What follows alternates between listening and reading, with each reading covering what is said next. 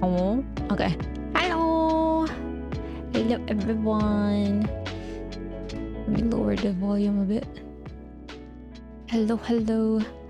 Because of death? The battery just died. Hello, everyone. Hi, Ryuna. Hi, Milkshake. Hi, Lexi.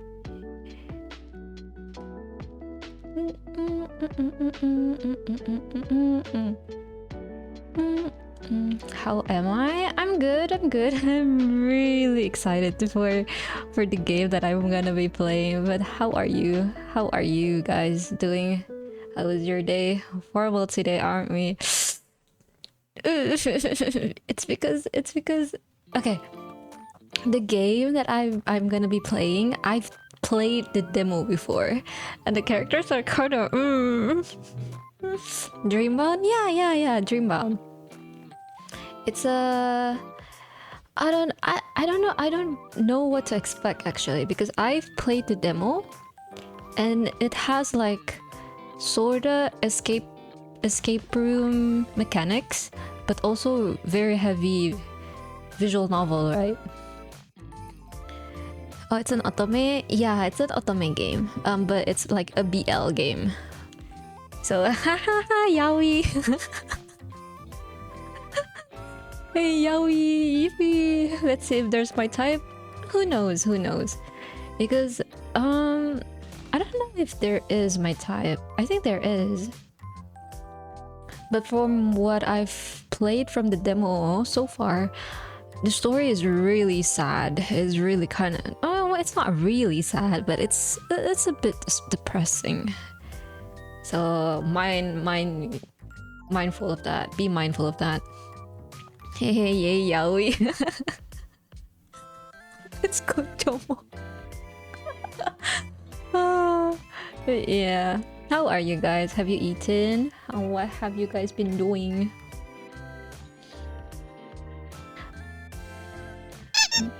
Oh, hi, Cairo. Bye, Cairo.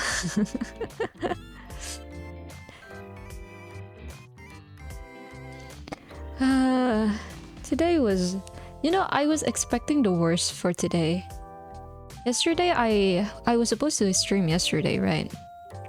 Kinda cancelled last minute because I was feeling very overwhelmed because I had a lot on my plate from work and from everything else.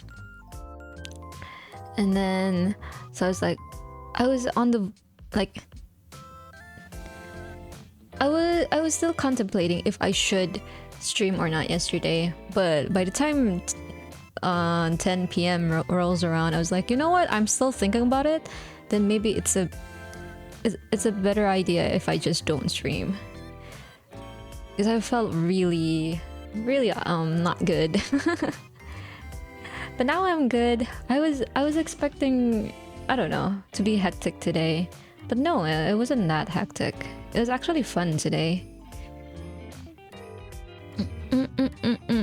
For once it's fun because there's not a lot of people.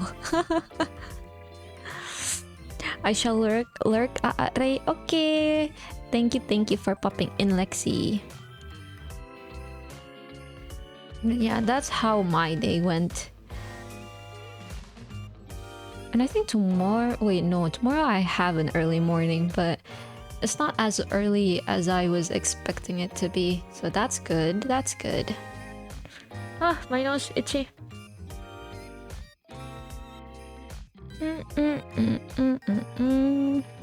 Also, maybe I was just really overwhelmed from the handcam stream. If you didn't know me already, I'm a bit of a... I won't say... I can't call myself a softie. It's more like I'm kind of weak to pressure and get easily anxious, right? So I think the handcam stream was really because people were watching. So many people were watching my hands. Oh yeah, I also have that actually. Now that you mention it, yes, I do have anemia. I don't think that's a good combo. I don't think that's a good combo. I barely eat as it is, and then I have anemia. I try not to neglect myself, but sometimes you just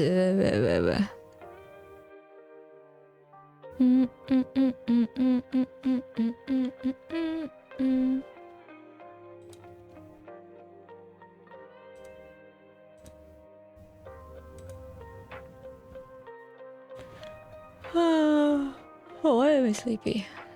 No, I'm not sleepy. I think I'm just tired. Boing.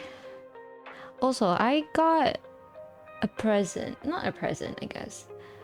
Someone from work gave me like a bunch of food and drinks. And right now I have like a bottle of fruit tea. It's like a drink here. I don't know if it's available outside. I don't think it is, right? Fruit tea is like an Indonesian thing, maybe. Fruit tea. But it's basically like a packaged tea. Check sugar. What, you want me to check? Mana sih? 22 grams. How much is that?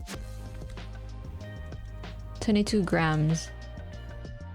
Is that bad? How many grams? Should you take a day?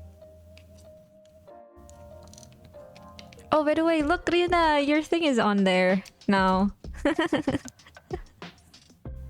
Oh, I need to add Ducky's art too there. 50 grams, really? Oh, then I've consumed over that, overconsumed. Because I'm pretty sure like normal food has sugar as well, right? Oh well. Oh well. It's fine. It's not fine, but you know.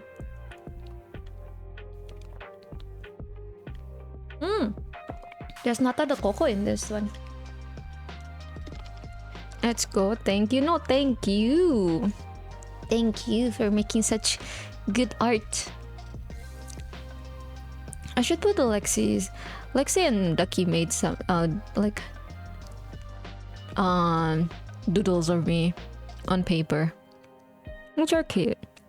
I like to collect everyone's art. The one on my Discord profile picture, it was made by Lexi. Isn't it cute?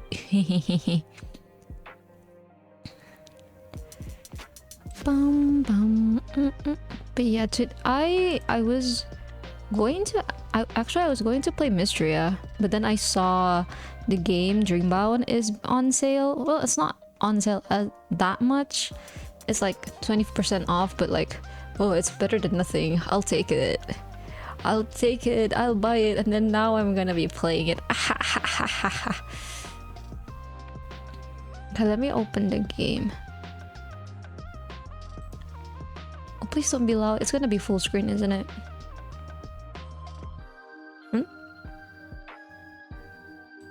Why can't I open it?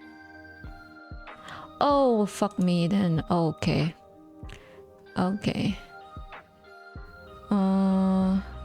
I think I need to uninstall and install it again.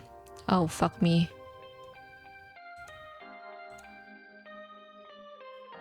It's fine. It's like 1 gigabyte. I can, like 2, I guess, overall. Local drive. Install. Drawing YouTube, it's a good practice my hand to draw again after almost a year. Wait, was that your first art after a year? Surely not, right? You've drawn something else before? That's my thanks. It's so cute.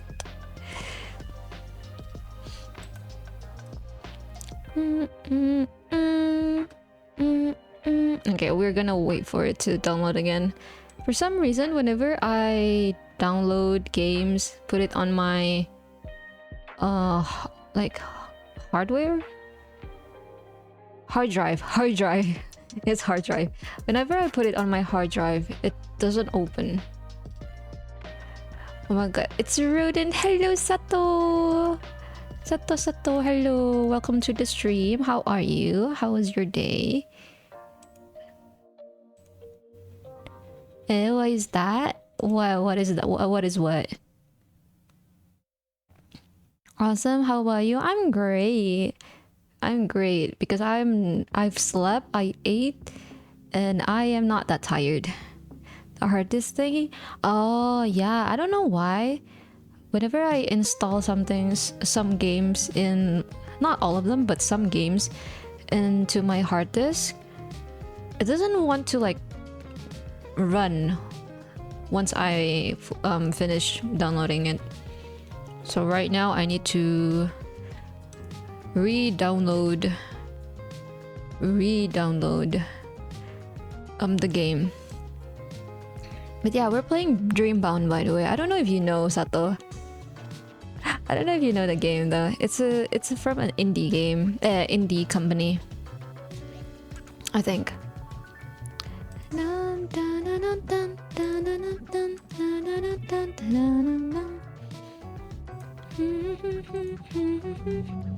I don't know, but I wanna know. Yeah, you can watch me then. Unless your grandma instincts kicking in and suddenly get really sleepy because it's like 10 p.m.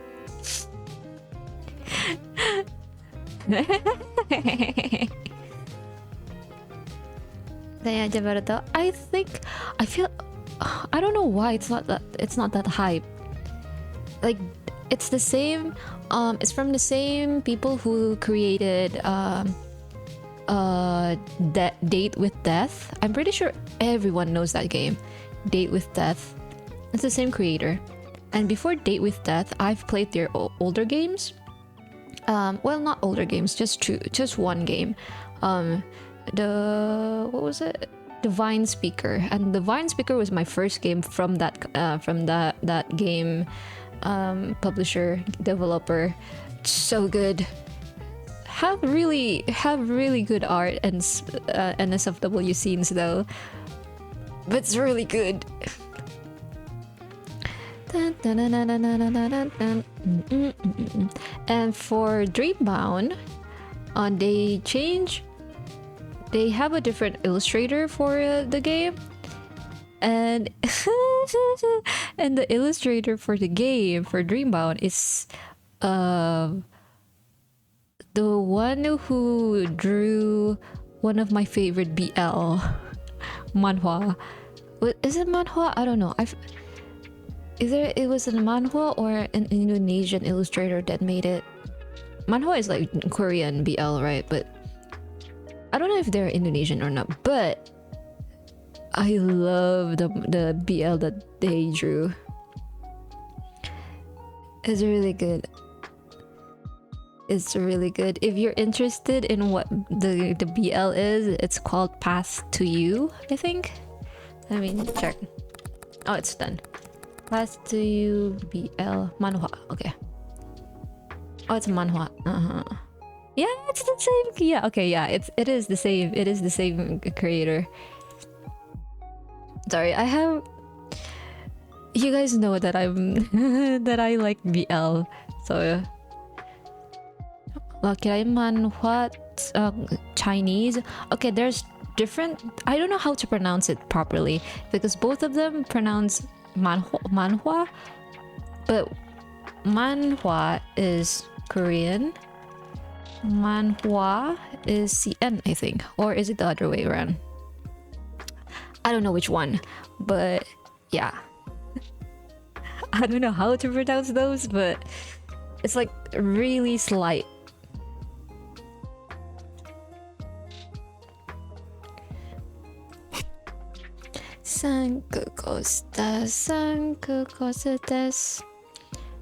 But yeah, it's done. Now we can try opening the game. Please let it work. Please let it work. If not, we're just gonna play Mysteria, honestly. Oh, it works.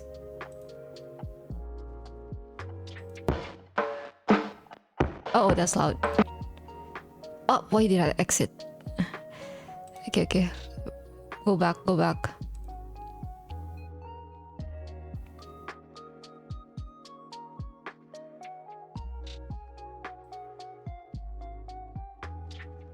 Now, let's see.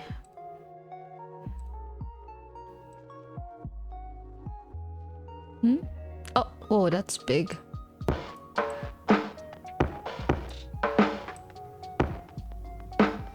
The art is really pretty, by the way. That's so fucking loud. Hold on.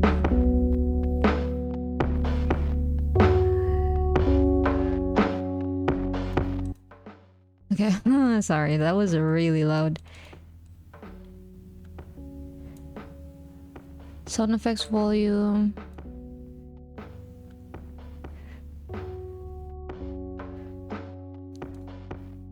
Auto speed, I don't care about auto speed. Maybe text a little bit faster. Roll back, windowed. Did they save my previous save files? No, they didn't. Okay. It says continue though. Oh no, okay. Return. But yeah, how is the volume, everyone? Is it too loud, too low? Let me make myself a little smaller. Is it too loud, too low, too soft? Let me know, let me know. Oh, suddenly it's kind of loud.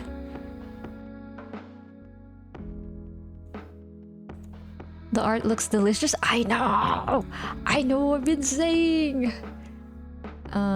Return. Look at him, look at them.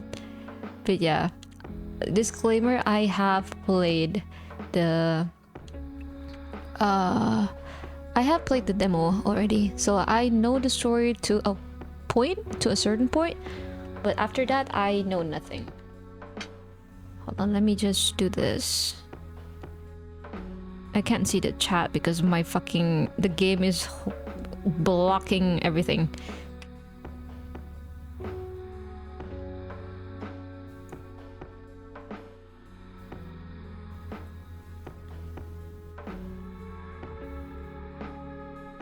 Why is it kind of creepy now? All right. We start.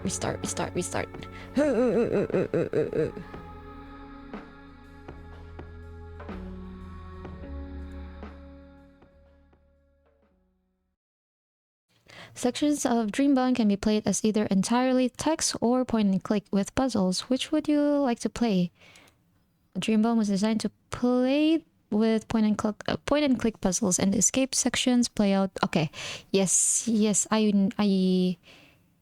do want. If we struggle, we struggle. Oh, I think this is new. Maybe they change for the beginning. Okay. It was 2:37 p.m. on a Friday. On this specific day, at this specific time, a funeral was being held. He was so young. How unfortunate.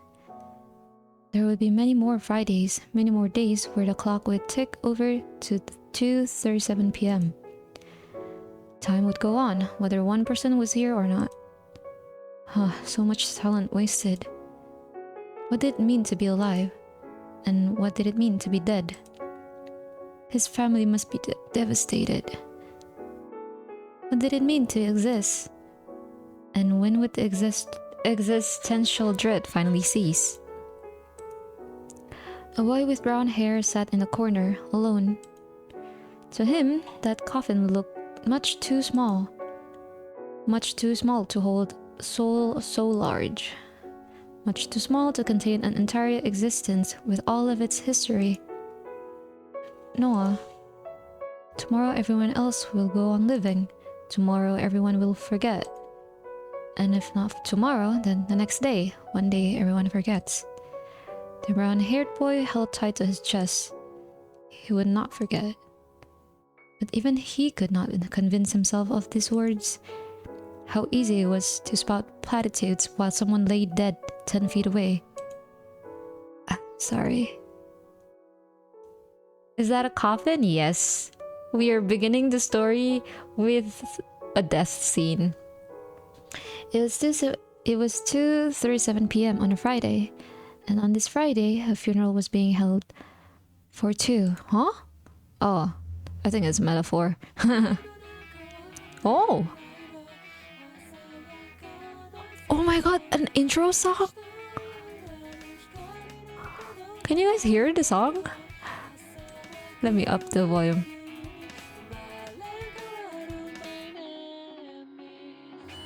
Damn! Can but small. Okay, let me up the volume again.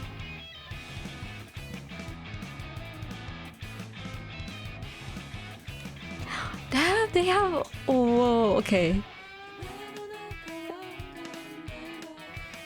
Noah.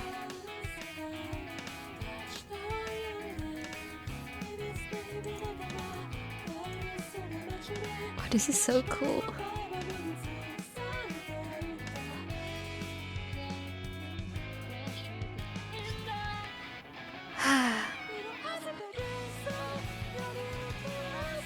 Oh, yeah, this guy is the one I kind of like.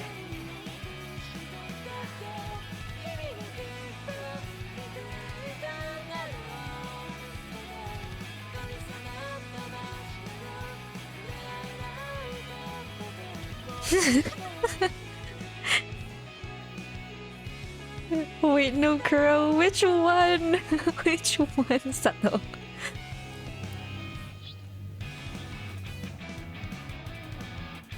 This is hard. Oh yeah, Sinran. Sorry, I love the art. I love the art so bad.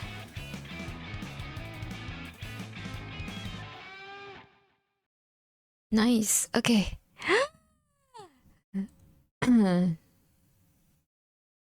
Oh, he looks dead, bruh. Alone and confined within his prison, the man sits his back slouched and his arm raised. In his hand, a paintbrush. A weapon in his eyes, perhaps a tool. From it, life should flourish into every corner of a world, part imaginary, part very much real.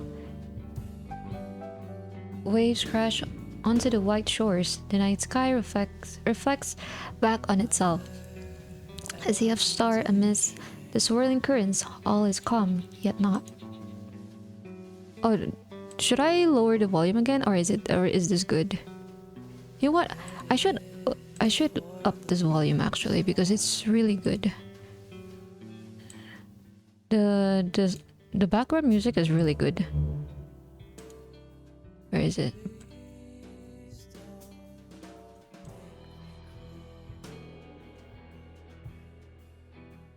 The background music is pretty good actually. Can you guys hear it? Can you hear it, Sato?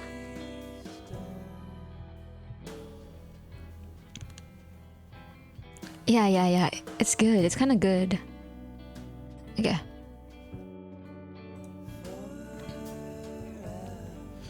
Okay, I like the coffee.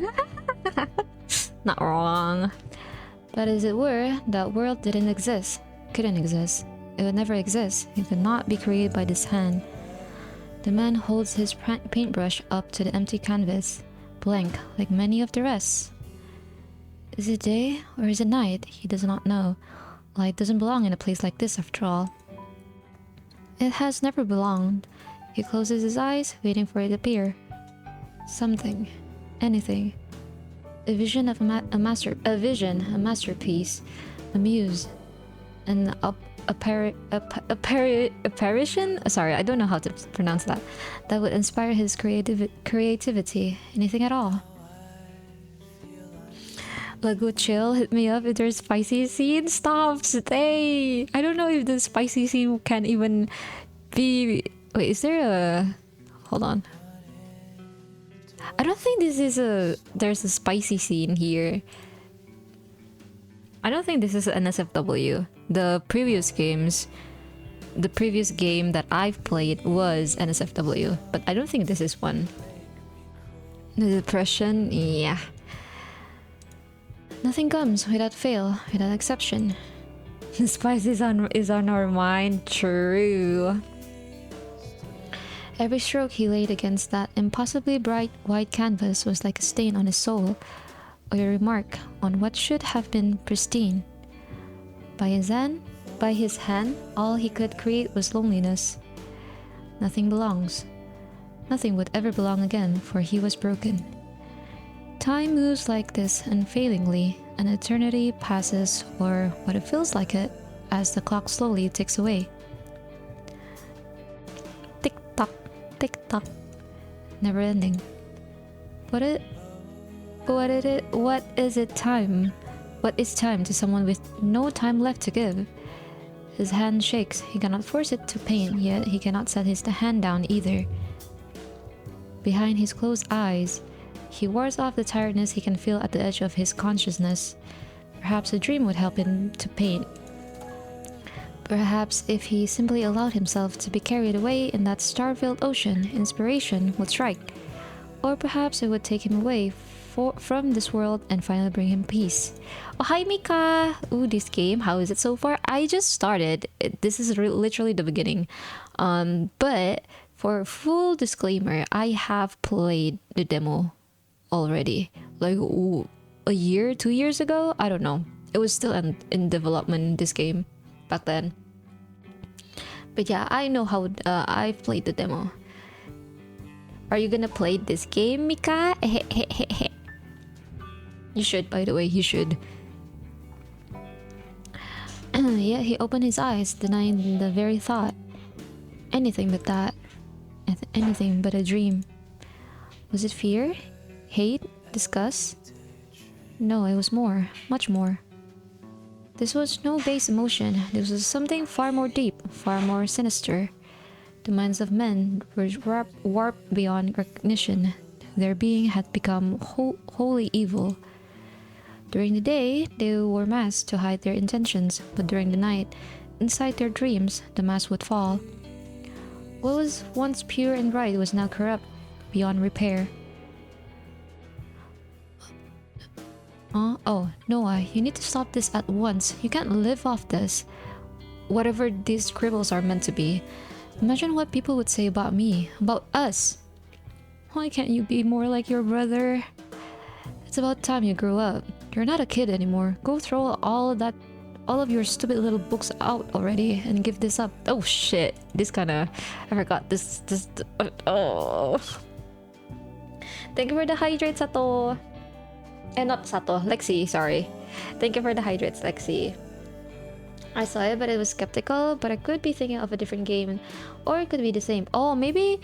This game was made by the same developer of Date with Death. It has the same blue undertones, like the cover has the same blue thingy, so maybe it was that one. Also, Rodin, I've managed to play Myst until 2 years later. Oh dude, I have not touched Mystery yet. Thank you for the headpad, Sato. Oh, does the headpad work? I can't tell. Let me check again. Okay, yeah, it works. Thank you. No, this is all I have. All I have left. This is all his fault. Look what he's done to our son. Please, I need something. Just one thing. Let me have just one. A letter laid at rest on the table, unopened. He lacked the courage to open it, too scared to read the words that would shape his life. His fingers, trembling, came ever closer until the feel of the textured envelope brushed against his fingers. It felt like life. It felt like the future. But like the one thing that could pull him out of the deep pit he'd found himself in, slowly being buried alive. He opened the envelope in one fell swoop. Words spread out across the page, perfectly ordered. He suddenly felt as if he'd lost the ability to read. In that dim light, he tried anyway. Dear Noah, It is with great pleasure that I inform you that you have been selected to receive the Copper Cove University of Art Excellence Scholarship. Each year, only one student is chosen statewide to receive this scholarship through a process of portfolio presentations, interviews, and recommendations from prior instructors. The Copper Cove Academy of Art Excellence Scholarship provides full tuition for your years at our school. Please note that students with the scholarship must be enrolled full-time and maintain a 3.5 grade point average to continue to receive their scholarship. Once again, I congratulate you on your selection for this great honor. We look forward to see you on campus. Damn! I've been blazing through the game. It's so bad I'm chronic. Dude, the thing is, because I started on stream, I kind of wanted to continue it on stream. I did make a separate save file though for me playing off stream. He's so talented. I know, but I don't think his parents are very supportive. I assume that was their parents, his parents.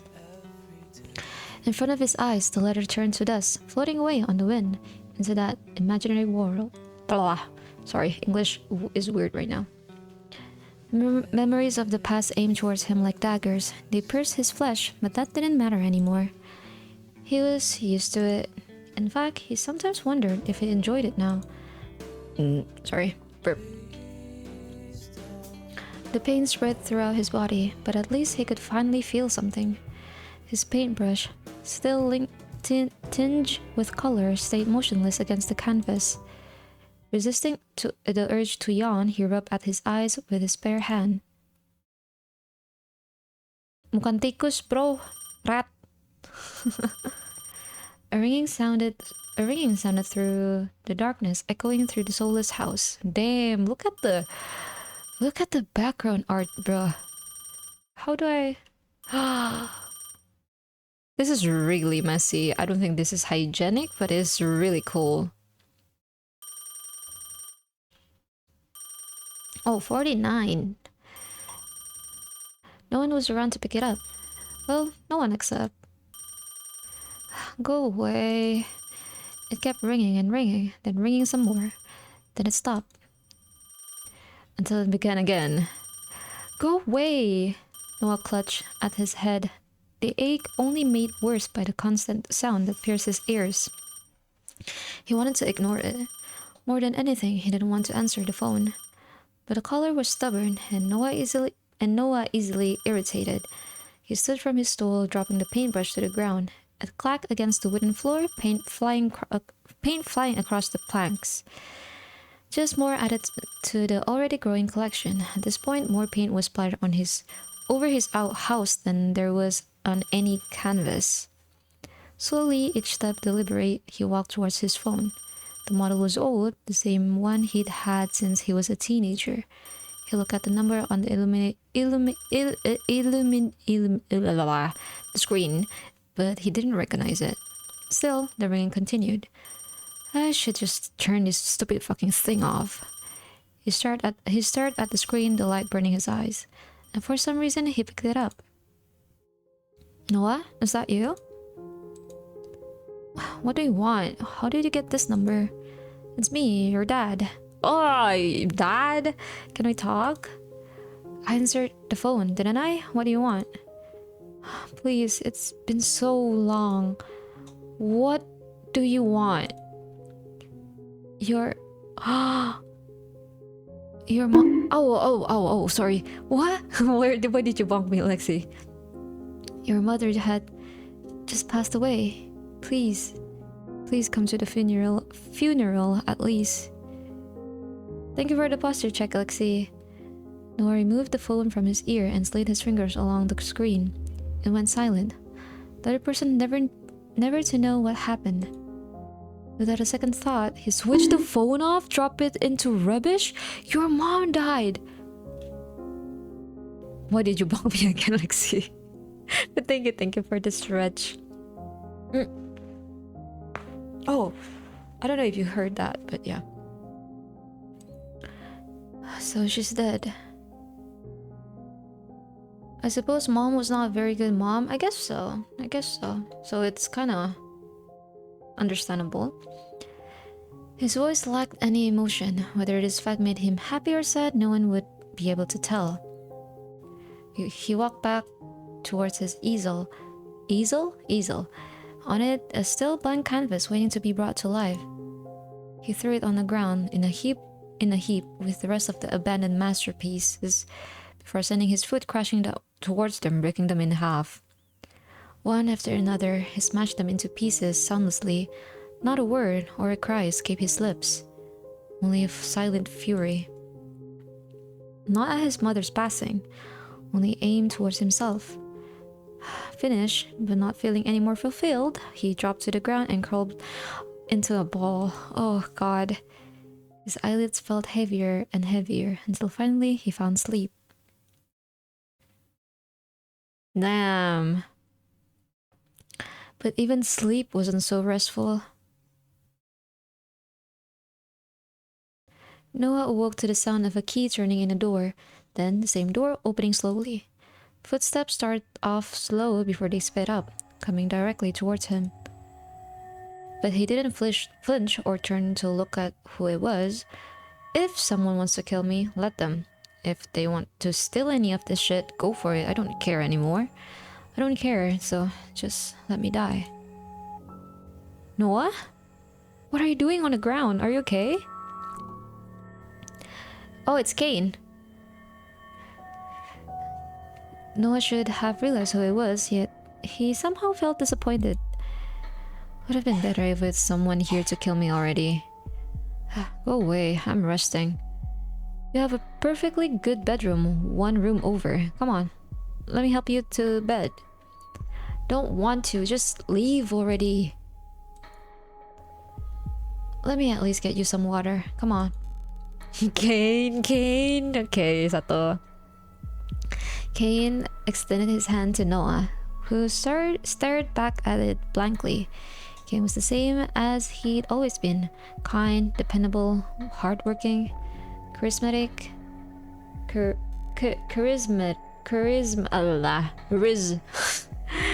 Funny, popular, everything he wasn't. With a sigh, he took Cain's hand and let himself be guided towards the seat. His Riz, yes. He fished out a bottle of water from his bag, obviously bought in preparation for the visit. Must be nice, living the kind of life where you buy bottled water. Whoa, why are you so bitter? What happened to you, bro? Noah took a sip, feeling the coolness make his throat hurt just a little bit less. Must have been a while since I last drank anything I didn't notice. Noah, I give you that spare key for emergencies, you know? I'd say this counts as an emergency, wouldn't you? Noah, this has to stop. You need to get some help. Get outside. I don't know, just things need to change. You can't keep living like this. Noah angrily pulled away from Cain, a frown settling on his brow. No, nothing has to change. I'm fine the way I am. I didn't ask for your help, so stop butting into my life. You didn't need to. Look, this isn't like you. You didn't used to be like this, you know? He wouldn't want he wouldn't want this for you either. You know that. Shut up. Don't bring him up. He was my best friend too. I'm allowed to talk about him. And I'm certain this isn't what he wants you to do. Damn. A silence spread out between them as both looked away from each other, searching for what to say. Between them was a gap that didn't used to be there once upon a time. How's your painting going? What does it look like to you? Noah shrugged, but continued when Cain stayed silent. I should just give up. There's no point anymore. I can't paint. I'm just wasting my time. Of course you can. I've seen you paint before. I know what you're capable of. Then why? Look around you. Why can't I do it anymore? It's too late. Everything feels dirty. There's nothing worth capturing left. I'm chasing light that doesn't exist. But look, you have plenty of nice paintings around. Noah looked between them. They morphed in his mind, becoming too ugly to even glance at. Oh, that's a mood actually. Felt that. Oh, that's me in an art slump. Everything I make looks fucking ugly, bruh. They're nothing. Less than nothing. This is what the end feels like, I think. Wouldn't it be nice if the world just ended tomorrow? You know, maybe going out and experiencing some new things would help to spark your passion. Meeting someone new, I mean meeting new people would be good for you. There's no point. I'll die surrounded by blank canvases, and then finally I'll have my only masterpiece.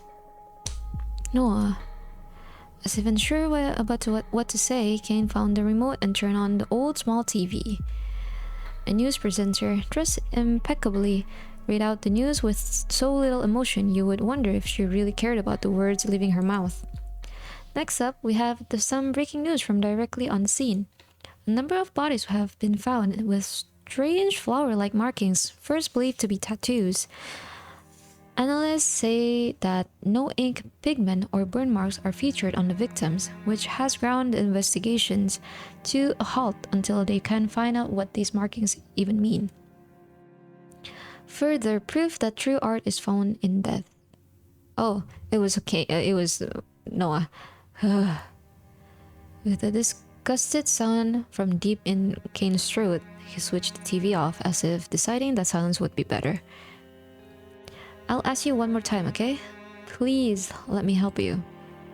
I don't want your help. I just want you to leave me alone and stop coming here. We're friends, Noah. I'm not going anywhere. I don't want any friends. I don't deserve any. I don't want the only person left that matters to me betray me too. Better if you just leave now. Damn! I'm not going anywhere, I promise. I told you to leave, not stay. As if on cue, Kane stood, producing another water bottle from his leather bag. He stepped closer and closer until he stood in front of a potted plant, the only bit of life left in the entire house. He watered it slowly, deep in thought. Make sure you look after this, alright? I can't stop by every day. I am. Good. That's kinda nice. I'm assuming that he gave the potted plant. It's like a way for, you know, one, it's an excuse for him to come by so he can just take care of the plant. Also, sometimes it's good that when you're really depressed, you need to take care of something else, right? Oh great, there's murder, probably related to the characters? I don't know. Again, I don't know. I haven't played this either. I just know there's like some sort of mystery element into this. Finished, Kane walked towards the door and opened it wide. Noah shielded his eyes from the sun. I just want to see you go back to your old self, alright? I want to help you. He doesn't exist. He shut the door with a soft thud. Once again, he was alone. How I prefer to be. Noah stood from his stool and wobbled as the room spun around him. His head still ached and he could feel a deep hunger in the pit of his stomach. When was the last time I ate? Uneasy on his feet, he slowly found his way into the kitchen. Sorry, burp. Oh my god.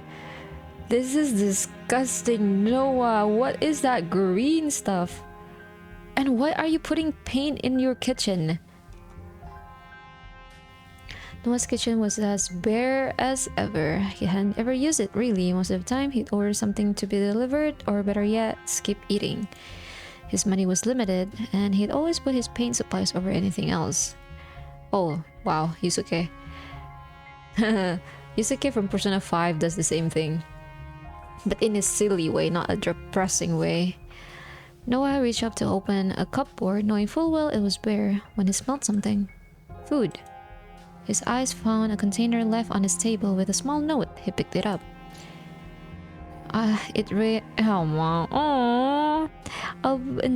bring some groceries around soon. Kane. He wondered for a moment whether he should accept it or not, but eventually his stomach won. against his stubbornness, and he sat down at his dining table to eat it. While he sat, he thought. He really hated it when he thought how easily he can just come and go when I'm stuck in here like a corpse in a coffin, buried alive. But what of it? I don't care anymore. That sunlight that I haven't seen for years, it suits him, not me. My friends, my family, all fake. Twisted, corrupted. Just like me. Nothing is pure, nothing. Except... He brought the fork to his lips, slowly nibbling at the home-cooked food Kane had brought. Still a good cook, he really does have everything going for him these days. Suddenly he froze, a terror crawling over him. His head throbbed and his stomach lurched. Then he fell. His fork dropped to the table, abandoned. Oh, did he die? Oh, my eyes. Huh? Huh? What is happening? Also, let me take off the glasses. What is happening, bruh? Ah, shit, ma menyerang. The world spun around him until it disappeared, spinning, spinning, filling his body with dread. Oh, so familiar. He squeezed his eyes shut, begging silently for this to stop. He didn't want to be here, he wanted to be home. But when he peeked out of his tightly shut eyes, his home was all long gone. His surroundings were still blurred around him, and his body felt as if it were being ripped in all directions, as if at any moment he would be torn into shreds. But he wasn't, and he knew this feeling well. Where are we? Huh? Where are we, bruh? With a thump that didn't reflect how long he'd been falling, he hit the ground. We were falling? When he opened his eyes again, he saw darkness all around him. Not a human darkness, but a darkness that was something more. Something sinister, something threatening. A place no one belonged. Noah quickly got to his feet and checked himself. No injuries. His eyes darted around the bleak, dark landscape. Nothing stood out to him. No one awaited him. This isn't what it's usually like. What's going on? I want to go home, please. I just want to go home. But he knew full well that what was required of him. His footsteps were slow and careful before speeding up in desperation, searching for the person who could free him from this nightmare. He walked and walked, then walked some more until his feet ached with deep blisters. Yet he still walked, because the alternative wasn't something he wanted to face. Behind him, nothing. In front of him, nothing. If he was walking in circles, he wouldn't have known. His feet ground to a halt when he finally saw something. Or someone. A man, curled up into a ball, sitting in the distance. Darkness surrounded him, threatening to take over his very essence. The man looked up. His eyes were hollow, filled with sadness. Their eyes locked. My father? Why would I be brought here? How? His mind raced as he tried to come up with any reason, any excuse. The man called out to him, but his words were lost in the shadows, never to be heard. Noah, still frozen, couldn't decide whether he should approach him or run away. His heart yelled at him to run, to put as much distance between them as possible, but his mind saw his only ticket out of here. Huh? What do you mean? Before he could make a choice, a dark mist started to roll in from a place unseen. It spiraled and spiraled, twisting and churning until someone stepped out of it. Another person, surrounded by shadows. His steps were slow but not careful. Deliberate, perhaps. With purpose. He approached the curled up man with heavy steps. Suddenly, the man's voice traveled to Noah. Noah, I want my son. Please, give me my son back.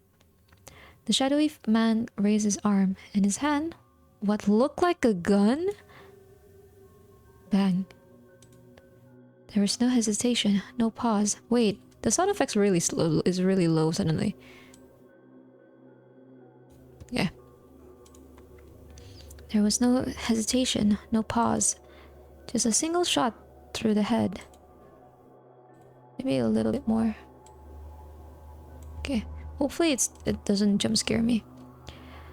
The curled up man dropped to the ground, his body evaporating into the mist. The world shook around them. Mountains of shadows come crashing down. The whole world threatened to cease existence in a mere moment. Noah's eyes darted around, searching for a place to escape to, when he finally looked back towards the man with the gun. And as the world came crashing down around him, he swore that the shadowy figure was looking right back at him too. Oh yeah, shit. That scared me. Not jump me. Oh, okay. An empty, eternal darkness. Why is darkness always seen as cold anyway? If anything, Noah felt like he was surrounded by intense heat. It was too much, too overwhelming. He thought that any second, he'd burst into flames. But nothing happened to him, even if he wished for it. Something soft wrapped around his shoulders, holding him tight. He should have been scared, but instead the pressure felt welcoming. Ugh, that was one weird dream, bruh. I don't think this is an Otome game anymore. I don't know either. When he opened his eyes again, he was sitting. Noah sat in front of his easel, his pen poised over the canvas. His hands were covered in a splattering of paint. It cracked over his skin, already dry. The darkness that surrounded him suddenly felt light after the place he had escaped. Noah paused in surprise, his eyes glued to his canvas. Oh, on it, a painting of pure darkness, a reflection of a dream. How could this be? I wasn't here. At first he wondered how, then why, before his mind settled on an answer that didn't answer anything. It's perfect? At some point, the brush had dropped from his hand and landed on the floorboards. Just another splatter amongst the sea of color. He couldn't look away. He wouldn't. Not when this was everything he'd been waiting for. This is it.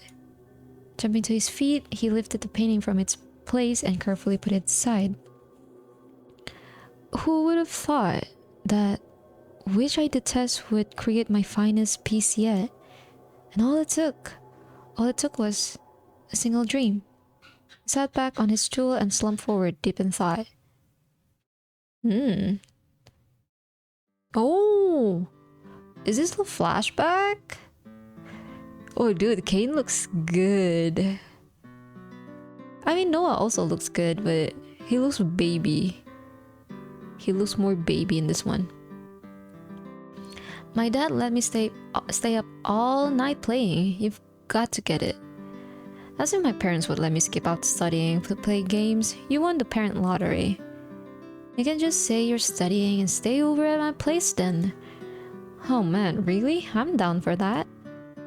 Kane leaned over Noah's desk, talking and laughing as he usually did. Noah sat lazily, kicking his feet against the legs of the desk, not worried about whether it would annoy anyone else in the room. It was an early morning, a few months into the semester. Noah had settled into his routine by now, walking to school with Kane, chatting until the bell rang, then wasting the day away until he could go home. Of course, there was more to it than that: studying, tutoring, pressure from his parents. But all in all, nothing ever shook him up. He was comfortable, but bored. Hey, I heard something interesting. What now? Apparently, someone's moving into our class. What? At this time of year? No way, they never catch up with the workload. No, for real, my dad said so, and your dad's on the board of directors. Yeah, you say it every time. Do you think it'll be a cute girl? Too cute for you, that's for sure. Ouch. It's fine, you're the only one I need. Oh, what? Kane fluttered his eyelashes, putting on a voice so clingy that Noah physically recoiled. Ew, hopefully it's a guy so I can make a new best friend. I think something's wrong with mine. You can try. Who else would be able to put up with you? Step, step, step. The door opened as someone walked carefully to the front of the room and behind the desk. Their teacher, Mr. Floyd, stood in front of the classroom before clapping his hands. Oh, I don't remember the story from the demo, but I remember I was like, oh my god, Mr. Floyd, you're so and then in the end, after I played the demo, I was like, fuck you, but I don't remember why. I don't remember why I think that way. This is concerning. Because now I see him and I'm like, oh, he's hot though. He's hot. All right, take your seats. I have something exciting news. Some exciting news today. The class shouted endlessly, and as the students did as they were told, an excited buzz spread through the room. As some of you may heard, we have a new student joining our class today. He's just moved here from interstate, so make sure to help him if he gets lost with anything. So boy, guess Kane was wrong about that one. Noah leaned his elbows against the desk, resting his head on his hands. For some reason, he didn't find himself all that interested. Anyway, I let him introduce himself. You can come in now. A pause. No one opened the door. For a few moments anyway, slowly, the door opened wide and someone stepped in. Noah sat up in his seat, his eyes locked to the boy that entered. Dun dun dun dun. This is so cute. Blonde hair and deep green eyes. He didn't hesitate any longer. He stepped in front of the class with the brightest smile Noah had ever seen. I feel like I know these intros by heart now. It's nice to meet you all. My name's August, and I've just moved here with my dad. Actually, we move around every couple months, so I've been to around 7 schools already. A few students gasped in surprise, hanging on to every word he said. Rather than sounding like a well-rehearsed speech, his words flowed naturally and calmly, without a single nerve to be heard. It certainly did seem like he was used to making such introductions. Still, I hope we'll be staying here for I hope we'll be staying here a while longer, at least enough time to get to know you all. August is a pretty name. I thought it would be a girl with a name like that. What does your dad do? He's a photographer, so he's always traveling and moving. I had the option of staying behind with my grandparents, but I decided to go with him. Oh, so awesome. I wish I could travel that much. What else to say about me? I like sunsets and long walks on the beach. The room exploded in laughter, but Noah couldn't even manage to giggle. Something about the boy captivated him. Caught his gaze and held it there. Oh my god, he is smitten. He is smitten. Someone has a crush. He was afraid if he even moved a muscle, the boy would disappear. And so he stared silently. Oh, creepy much. Alright. Enough of the dating app intro. Make sure you all make August feel welcome and show him around later, alright? The gay awakening? I know, right? I mean, look at him. I too would be kind of have a gay awakening if a new classmate looked as cute as him. Go take a seat. There's a spot free over there. Next to Noah.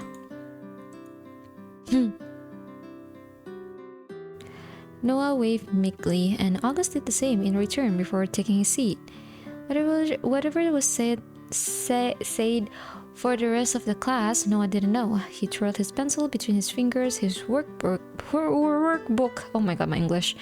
His workbook abandoned. His elbow rested against his desk as he snuck glances towards August's profile.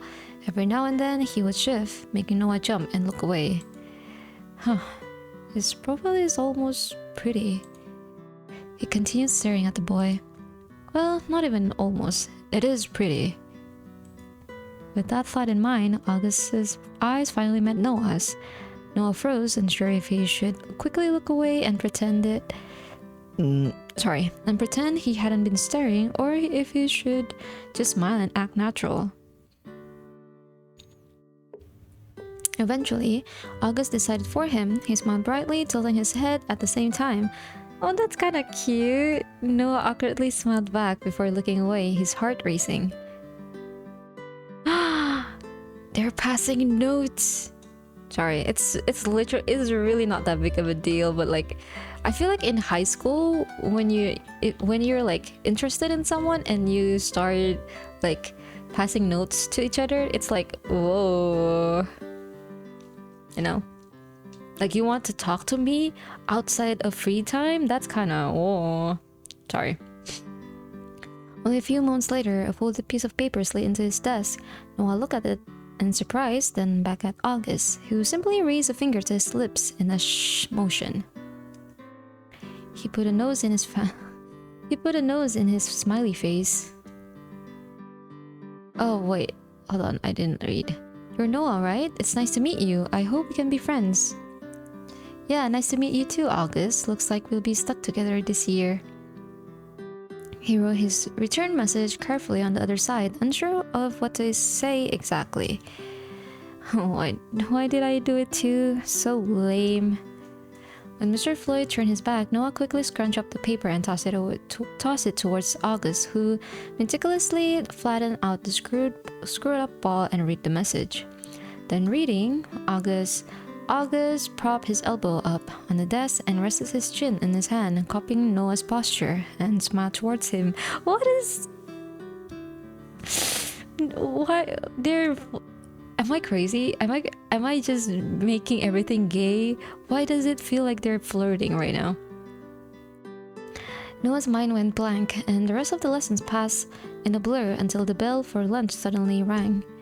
Only when Kane was standing over his desk, waving a hand in front of his face, did he snap out of it. Hello, Earth to Noah? You there? Oh, right, yeah.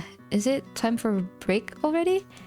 Yeah, and Mr. Floyd called you twice and you didn't say a word. Are you feeling alright? Ow! Hello, Arya! Hello. Welcome to the stream. How are you? Aduh! PR ku adalah merindukanmu lebih kuat dari matematika. Apa sih? But ya, hello Arya. Apa kabar? Gimana hari ini? Apakah kamu main hari ini? Lustrik kah? Win streak kah?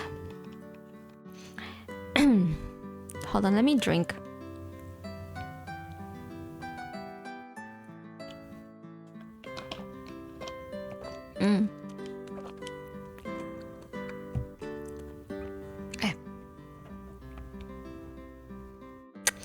Suka digombal ya, yaudah aku pergi. I didn't say that, but I don't know what to say when someone flirts. Because usually I'm the one who flirts. Well, not really flirting. It's more like me grossing people out. Where were we? Yeah, I'm fine. Just feeling a little out of it. What do you think of the new guy? What? Noah's cheeks felt hot at the sudden question. Why? I don't know, just making conversation. Ow! Kenapa, Arya? He seems nice. Has a nice smile too. Right. Well, I guess we should go greet him too. Wanna go over now? No, I mean, I'm sure he has a bunch of other people hanging around him right now. Wouldn't want to crowd on him. Oh, look at his face blushing. Oh my god. The rest of the classroom was empty. Everyone else had already cleared out, either to eat or chat with friends. August had obviously been pulled along to have a tour with their other classmates. Yeah, seems like he'll be a little hard to get a hold of. Later then. Wanna go get something to eat? I brought food, so I might just eat here. Oh, are you sharing? Don't be stupid. Your lunches are way better than mine. What can I say? I'm something of a chef de cuisine. Oh, he made his own lunch. Nice.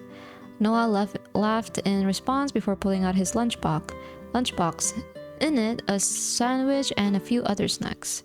Compared to the luxurious meal Kane had cooked for himself, it was nothing.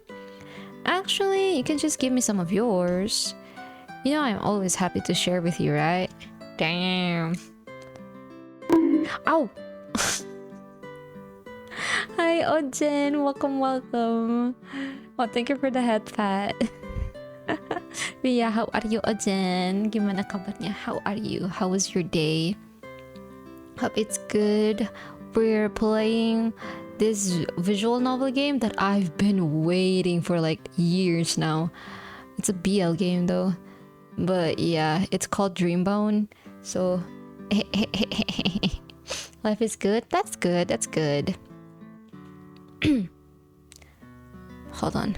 Give me a second.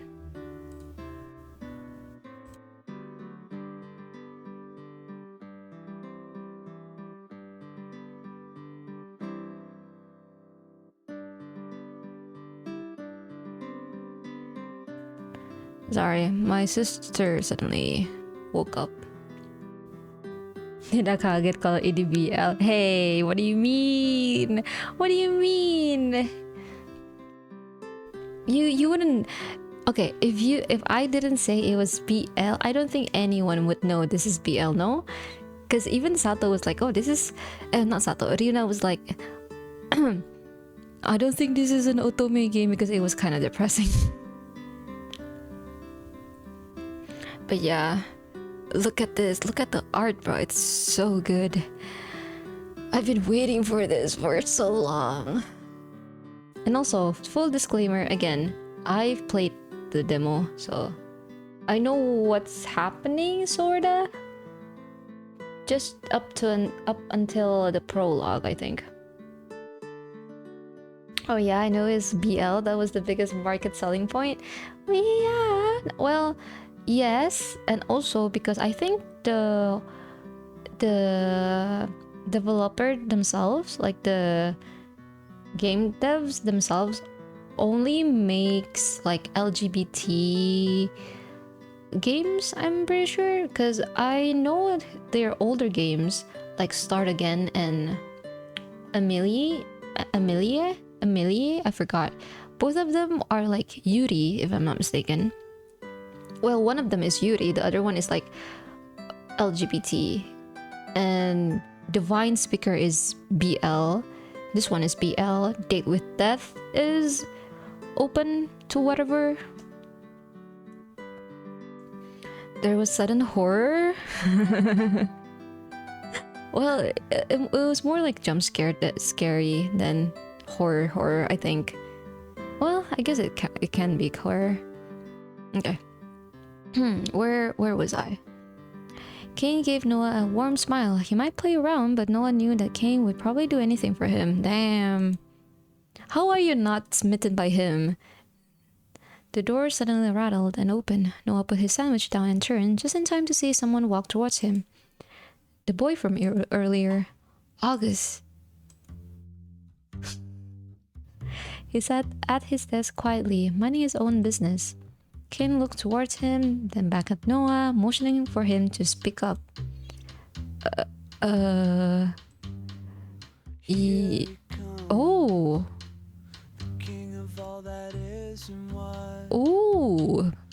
Music? Oh, wait, the music is nice. Wait, let me listen to the song first. Can you guys hear the song?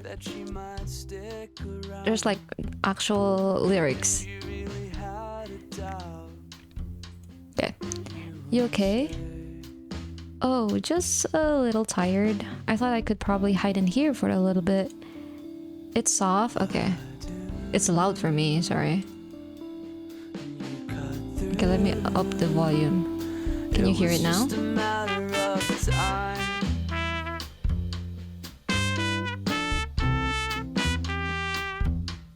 Oh, the music for this game is really nice.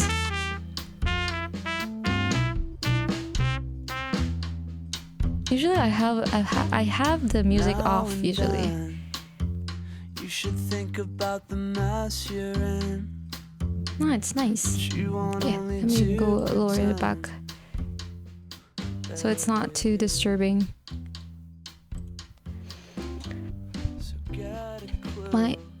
my name's Noah, which I guess you kind of already knew, and this is Kane. You wanna eat lunch with us? Is it really okay? Yeah, of course. The more the merrier. August turned his chair around with that same bright smile. Oh, you got dragged around everywhere by the girls?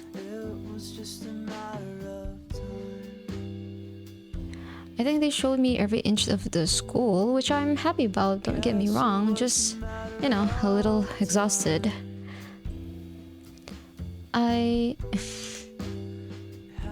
He sounds so awkward, so lame. Oh my god, Noah. I like your introduction, by the way. What a stupid thing to say. God, I'm so lame. Ah, really? He laughed a little before looking down. I was a little nervous, honestly. It's hard coming in front of new people and talking about yourself. I'm not really that interesting, so I always have to build myself up to do that. You certainly broke the ice. You're gonna fit in well around here, I can tell. Oh, thank you. I really hope so. His voice was gentle and calming. He had an air around him of brightness. I'm gonna go buy a drink. You two want anything? Just the usual. Do you want me to come? Nah, you can wait here. August? Oh, then can I have just the usual too? Noah could feel that gentle smile directed at him all throughout his body. Got it. Stop blushing. Why are you... He's blushing. Kane left the room and it was suddenly silent. Noah tapped his fingers uncharacteristically, wondering what he should say. What he could say to fill the silence between them. Psst. What's the usual, by the way? Oh, just a cola. Oh, phew. I wanted to sound cool, but if it was coffee, I would have made an embarrassment out of myself. Yeah. You're so awkward. Noah! Noah's fingers tapped against the book that sat in front of him as he searched for something to talk about. School. Too boring. Where he lived before here? I bet everyone's already asked him that. What's that? August pointed towards the book under Noah's fingers. His eyes filled with wonder. Oh, Dad. It's just something stupid, don't worry. Oh, now I'm really interested. Can I see? You really want to see? If it's okay with you. I'm just, it's a little embarrassing. That's okay. I think everyone gets embarrassed about the things they make sometimes, because, it means so much to you. Feeling shy about his work, he handed the sketch pad over to him. Inside was a plethora of drawings, sketches, and scribbles of anything and everything that had caught Noah's attention at one point or another. For once, he was glad he hadn't drawn anything that day, lest August find a drawing of himself. You drew all of this? Yeah, sorry, I said it was stupid. Oh, hi, Chai, visual novel Pog. Yeah, This is a game I've been waiting to play since a year ago. I don't know how long has it been. But yeah, welcome, Chai. Did you finish stream? How was stream? How was Celeste? 2 years? Yeah, I think it was 2 years. Let me see the demo. Where's the demo of this game? But yeah, I've been waiting for this game for so long.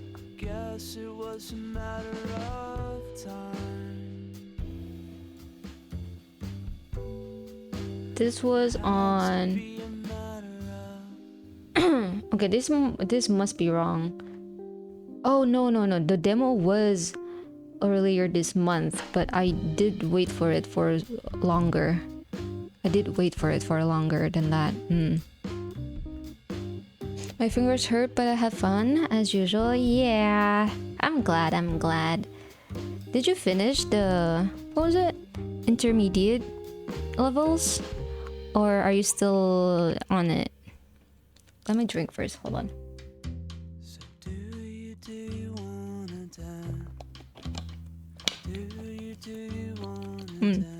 5 more stages and I'm done. Damn, that's kind of long. It's long, yeah. Oh, my back. But yeah, if you wanna go rest up, by the way. Don't forget to hydrate, stretch, and just take care of yourself, Chai. You know what? Let me save for a bit. Yeah, this game, again, full disclosure, I've played the game. I've played the demo, not the full game. And this is this is a BL game, by the way. If you're not into that, go away. But yeah, it's a mystery kind of game, but the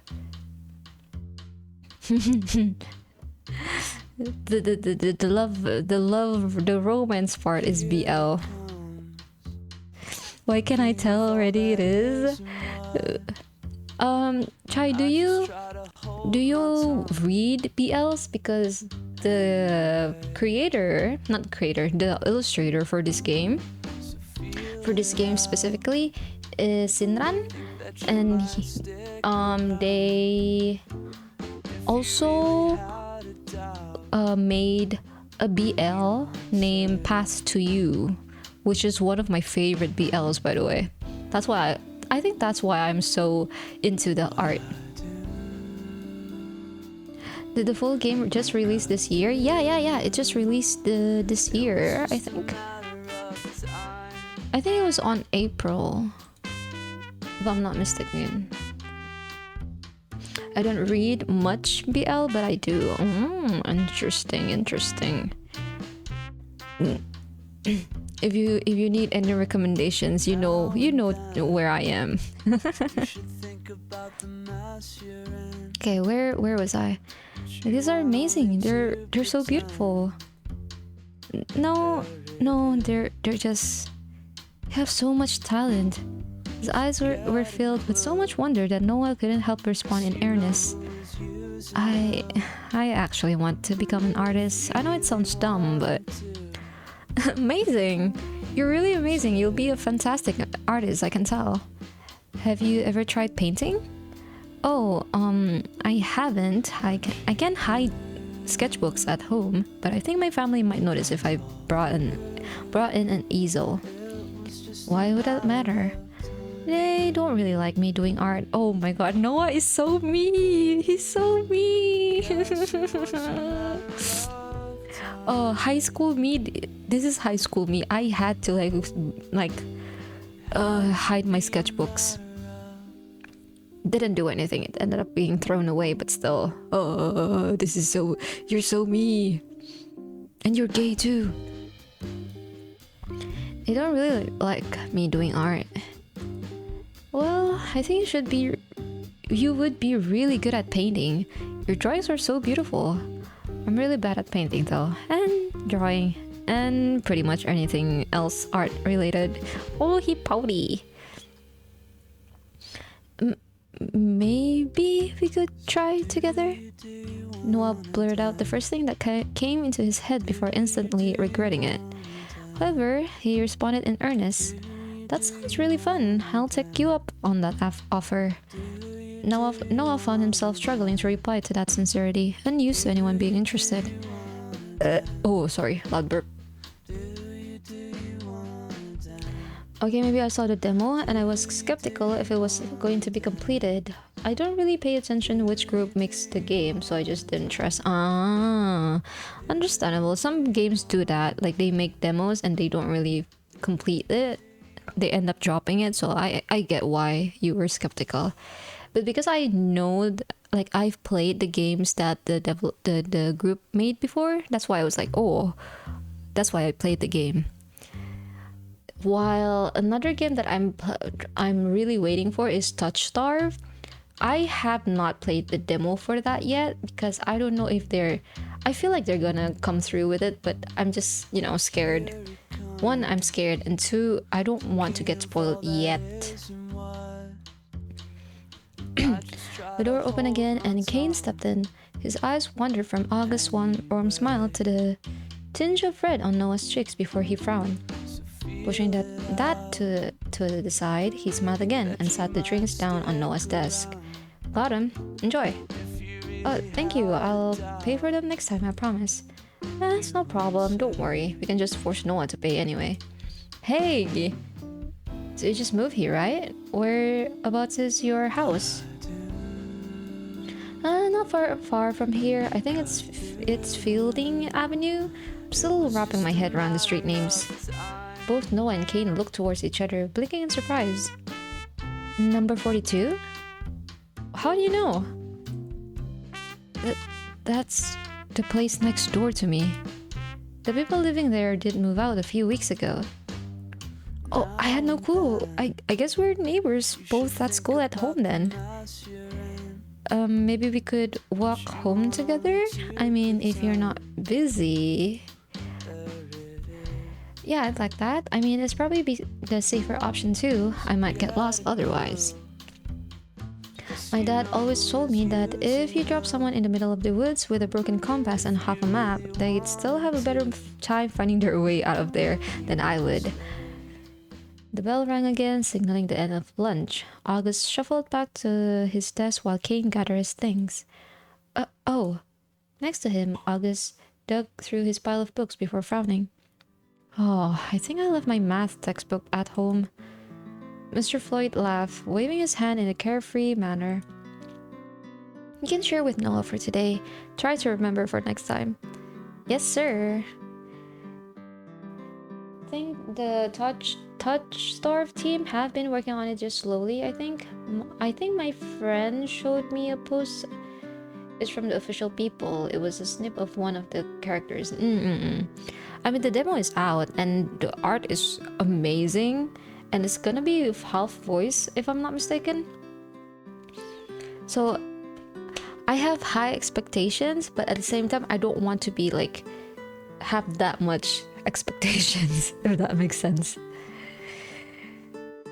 The thing with visual novels is that most of them are made by indie games, and you know, it's hard.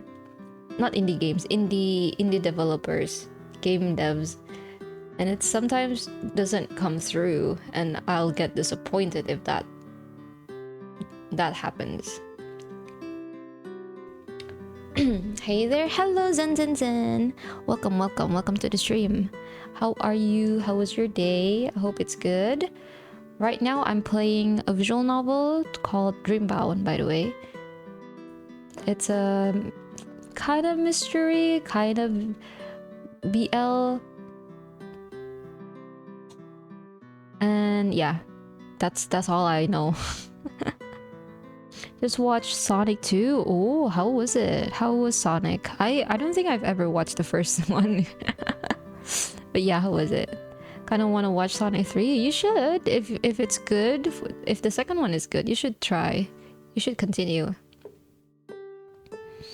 But yeah, I hope your day has been good. I hope nothing bad happened today. Oh, my voice is really... Okay, where was I? August carefully dragged his table and chair closer to Noah's until the two were sitting shoulder to shoulder.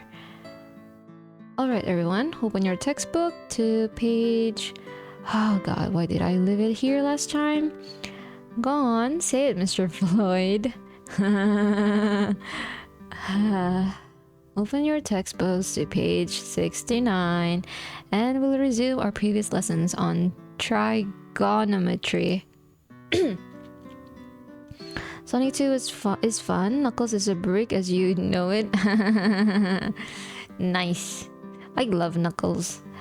Some kids in the class snickered and giggled. Usually Noah would at least glance towards Kane with a smirk, but this time he was completely frozen in place. August leaned his head closer to Noah's, his blonde hair hanging down in front of his glasses.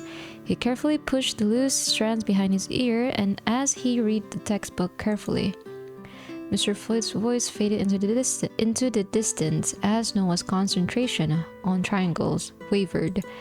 He only snapped back into reality when August mumbled something under his breath. Math might be the death of me. You don't know how to do this?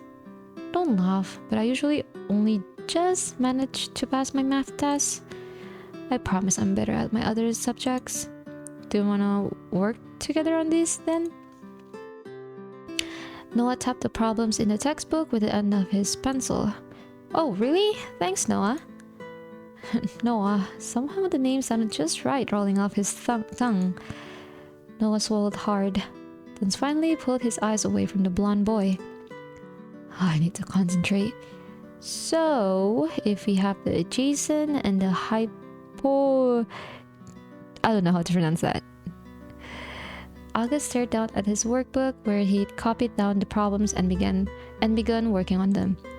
Then Noah reached over, wanting to write something beside August's neat handwriting. Noah barely stopped himself from pulling back as their hands brushed against each other. Oh, that makes much more sense than the way I was taught. Thank you, Noah. I think I get it now. No problem. Noah pulled his hand back, awkwardly fidgeting his pencil. The rest of the day was much like the beginning, a complete and utter blur. For some reason, Noah couldn't get that smile out of his head, yet at the same time, the thought of it made him nervous. What's wrong with me now? As the clock ticked down second by second until the bell would ring to signal they could go home, the butterflies in Noah's stomach took flight. He tapped his pencil against his desk nervously with a frown. Oh, this is stupid. It's not like me to be nervous about anything. He's just another guy anyway. It's not like I'm walking home with a girl. Beside him, August didn't take any note of Noah's action. Unlike him, August had actually been working through the task. Is there something you want to say, or are you just tapping your pencil repeatedly for fun, Noah? Mr. Floyd's voice was light-hearted, and Noah knew instantly he was just joking around, yet his face still went a deep shade of red. No, nothing, Mr. Floyd. When the bell finally sounded for the class to end, August was instantly surrounded by people. He struggled between them to move his desk back to where it came from. Kane found his way back over to Noah's desk with a laugh, glancing at the huge crowd. He kinda looked like he'd be shy and quiet, but he seems fine when he's surrounded by people, huh? In the center of that gathering, August smiled and chatted away as if it was only natural. Yeah, so why don't we walk around the city? I can show you around. Oh, actually, I need to go home and unpack. Next time. Then how about we walk together home? Oh, thank you, but I'm actually walking home with Noah. It turns out we're neighbors. Aw, I'm so jealous. You don't want to spend too much time around him anyway. You're way too nice to him. For him, he's kind of a jerk.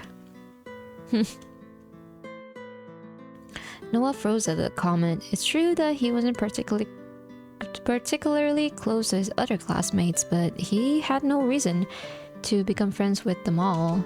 He had Kane. Thanks for the compliment, but I think he's probably nicer than I am. Also, I don't think it's nice to talk about people behind their backs.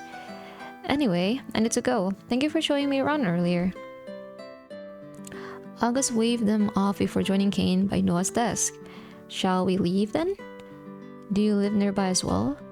Just across the road, actually. Oh, this is like fate meeting you two. Yeah, right. Fate. Noah slid from his seat and gathered his things, dropping his art book into in his backpack. With everything tucked neatly away, they left the school. The air outside was still warm, and the sun beat down on their faces. The smell of late spring gently soared with the wind. Each step felt like it took great effort. As Noah gripped into his chest, he wondered if he was starting to get sick. Need something to break the ice. Kane doesn't look like he's going to say anything. Think, brain, think. So, what kind of things are you into?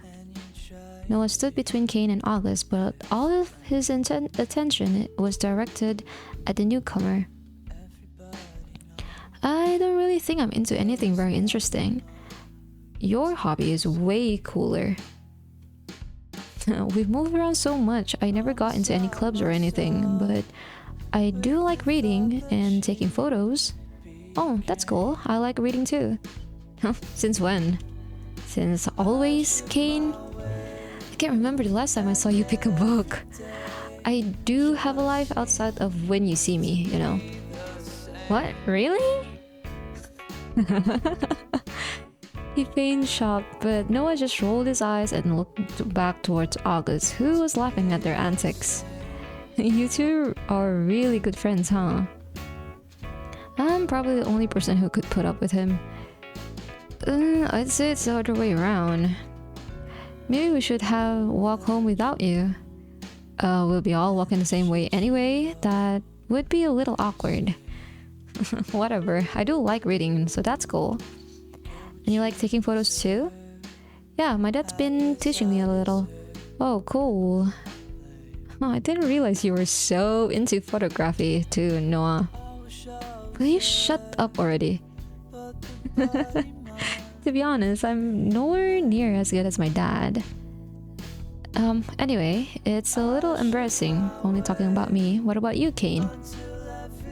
Oh, me? His only interests are good food and his own looks. Hey! Tell me I'm wrong. I like cooking, and just because I use a moisturizer doesn't mean make me obsessed with myself.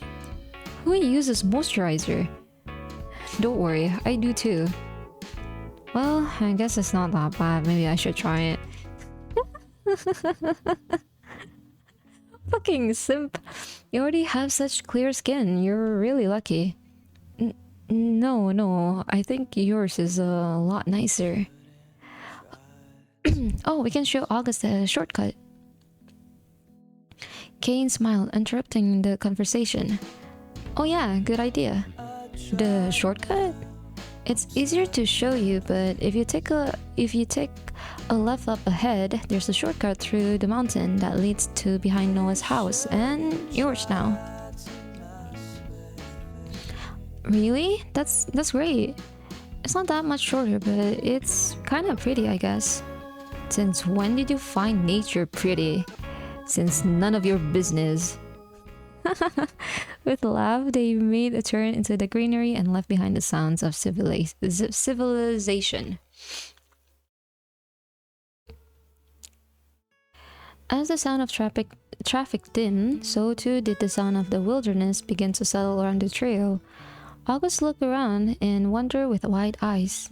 Oh, it's beautiful. This really is a beautiful town. I'm sure you've lived in much cooler places than out here. Nothing ever happens, nothing ever changes. Well, I've lived in a lot of places, but nothing like this. I'm so jealous you get to see this every single day. Well, we can just walk this way together again if you want. Not much of a choice if you're all walking the same way. Kane cut into the conversation, taking a few steps to walk ahead of the other two. The ground was uneven, stones that once made up a path broken and reclaimed by nature. Noah and Kane had traversed this terrain all of their lives. August, on the other hand, watched the ground carefully, cautious for anything he could trip on. The ground's a little uneven, so be careful. If you need a hand... Before Noah could even finish his sentence, August stumbled over a tree root that had forced itself out of the ground. He fell forward, straight towards the edge. With lightning speed, Noah grabbed August's hand and quickly pulled him back into the path. Are you okay? Oh, that was close. I'm fine. I'm totally fine. I should have watched where I was going. Thank you, Noah. What would I have done without you? It's no big deal. Just be more careful. I will try, at least. Noah looked down to where his hand was wrapped around August. It felt warm and comforting. He blinked a few times, staring at the place they had connected. Oh, sorry, I got a little distracted. Noah quickly ripped his hand away and rubbed at the back of his neck. Kane turned away from the scene and continued onwards. August, ever with a smile on his face, raced to catch up. Oh, I feel like I don't know how, like, what's the dynamic between Cain and Noah, but I feel like Cain kind of has a thing for Noah, but Noah has never felt that way for Cain. And then seeing Noah and August in like a sort of awkward flirting kind of atmosphere is like, but maybe it's just me. Maybe I'm just reading too into it. Maybe Cain doesn't care. I don't know. I mean, he cares, but like not like that. Okay, you know what? Let's blah, blah, blah. Quick, Noah, before we get left behind. We're nearly there. See that river over there? Whoa, a river as well? Once you reach the river, you know you're nearly home. See over there, through the trees? This really was a shortcut. In the summer, you can swim in there too. If I'm here in the summer, we should go together. What do you mean if you're here? Oh. Finally, they found themselves in front of their houses. Cain waved the other two off and left quietly, which Noah found unlike him. Noah wanted to say something, but he couldn't think of what. Well, see you tomorrow. Sorry. Do you want to walk together tomorrow? Do you want to walk to school together tomorrow? Oh, yeah, that would be cool. August smiled at him again, soft and sweet. I'm glad. See you tomorrow, Noah. Noah found himself locked in a place as he watched August walk back towards his house. Pulangnya lewatin hutan, yeah, basically. It was only a few minutes later he managed to snap out of it and enter his house. Dude, Noah is so whipped.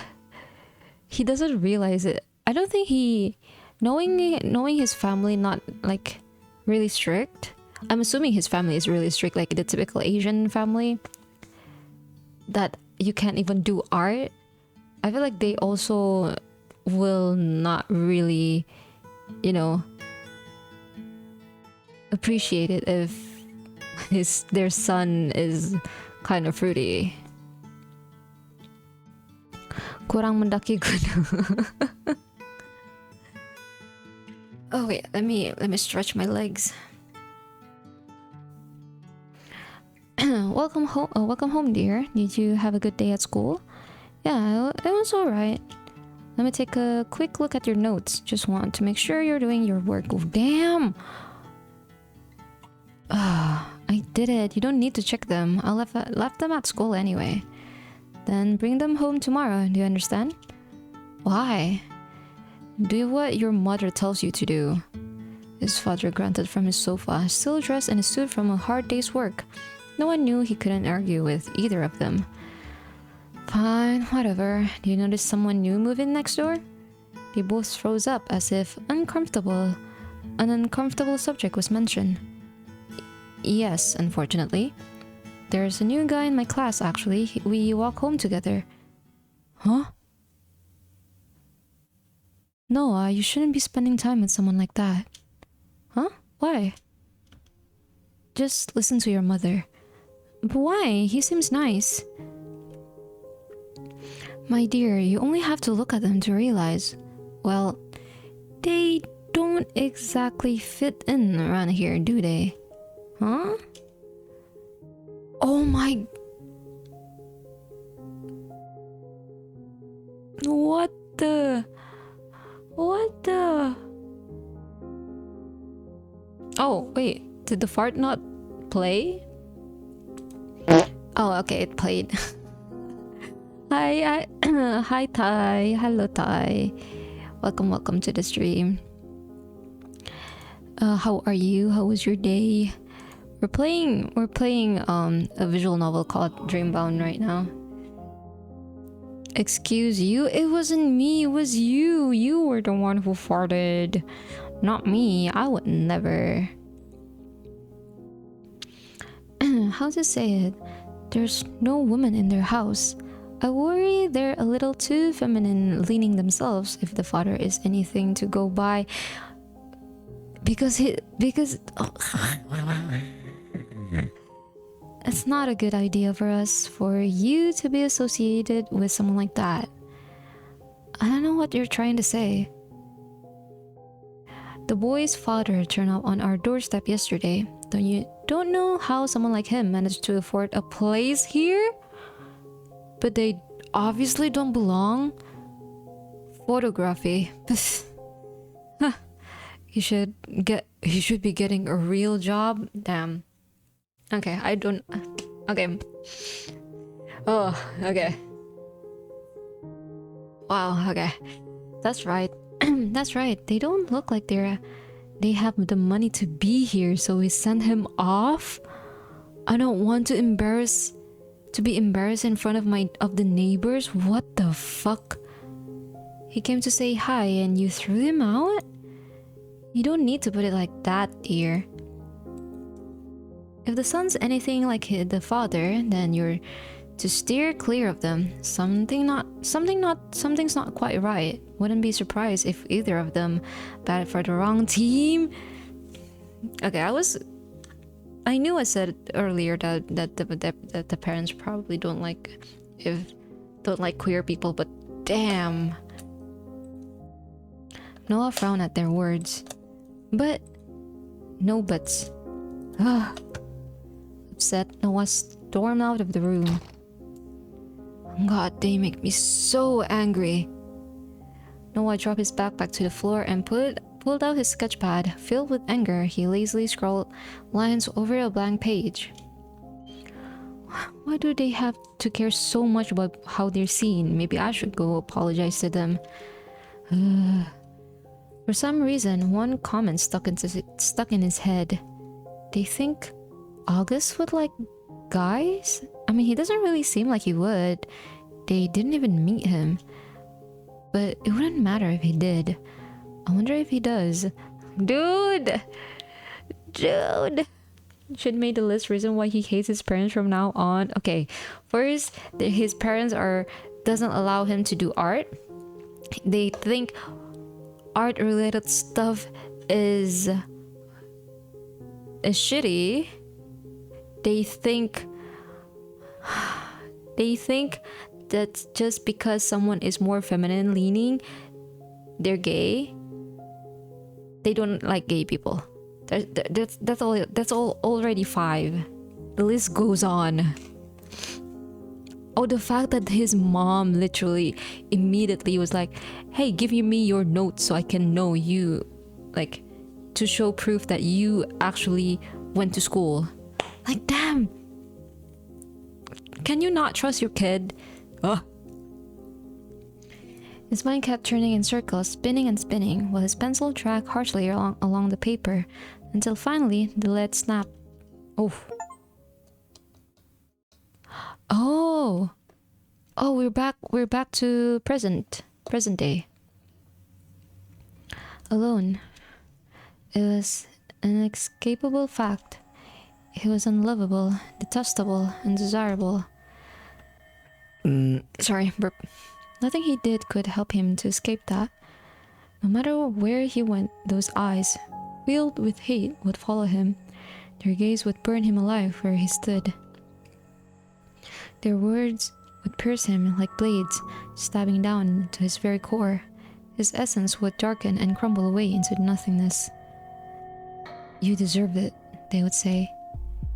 If you'd only listened to us, this wouldn't happen, they would scream. Why couldn't you be normal? A cry would sound. Even here, far beyond where those words could find him, he would still feel them in his chest, in his mind, in his heart. Oh, hi, Ai! Udah selesai? Udah selesai streamnya? Are you done with stream? Selebeo. I swear, there's a new word every time with you. Udah, how was it? Did you finish the event? So I can ask you how to do it? But yeah, welcome. I am playing the Yaoi game. Okay, it's not Yaoi. I don't think there's like an NSFW stuff in here. Well, not like that. But yeah, This is the gay game that I told you about. Stream was okay, even done too. Oh, okay, tell me how to do it later. Because I'm still stuck on that part. No, gato.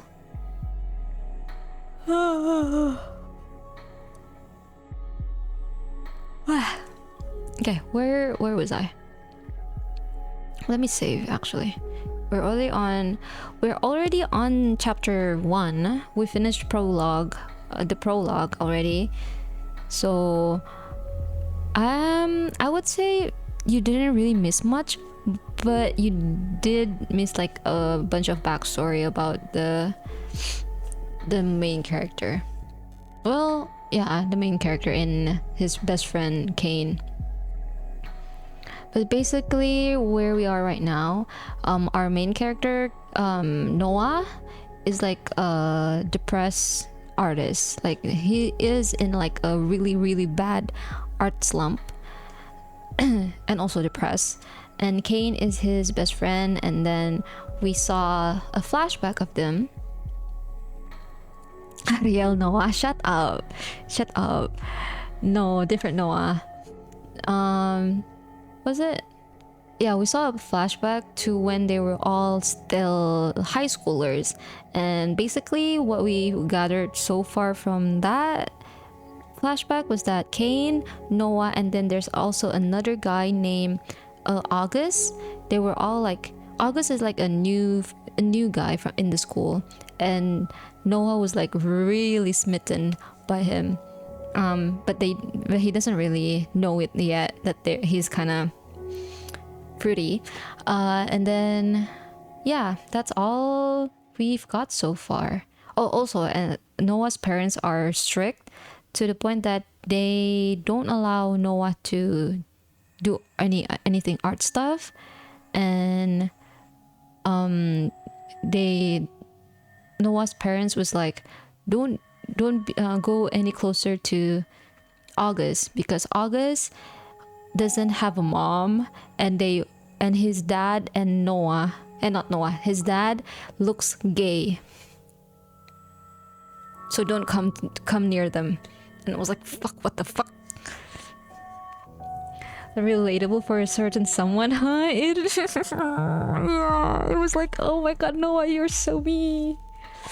What time did they set in this game? I think, I don't know, like I don't think they gave us like a maybe I'm wrong, I don't know. They haven't given us like a date or year, if that's what you're asking. His dad looks gay. Okay, it's not that it's not verbatim. They were like skirting around the topic and was like, there's no woman in their household, and from how his dad looks like, he looks like he's batting for the other team, whatever. And like, oh my god, because his dad looks gay, Noah can be friends with his son? What the fuck? His dad looks zesty, stay away from him. Yeah, that's basically what the parents said to Noah. But yeah, that's all we've got so far. That's all the prologue.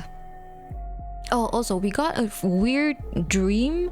Like at the beginning of the prologue, we had like a weird dream where his dad was getting shot by like a random guy. Noah, berarti ayah juga gay. Okay, where were we?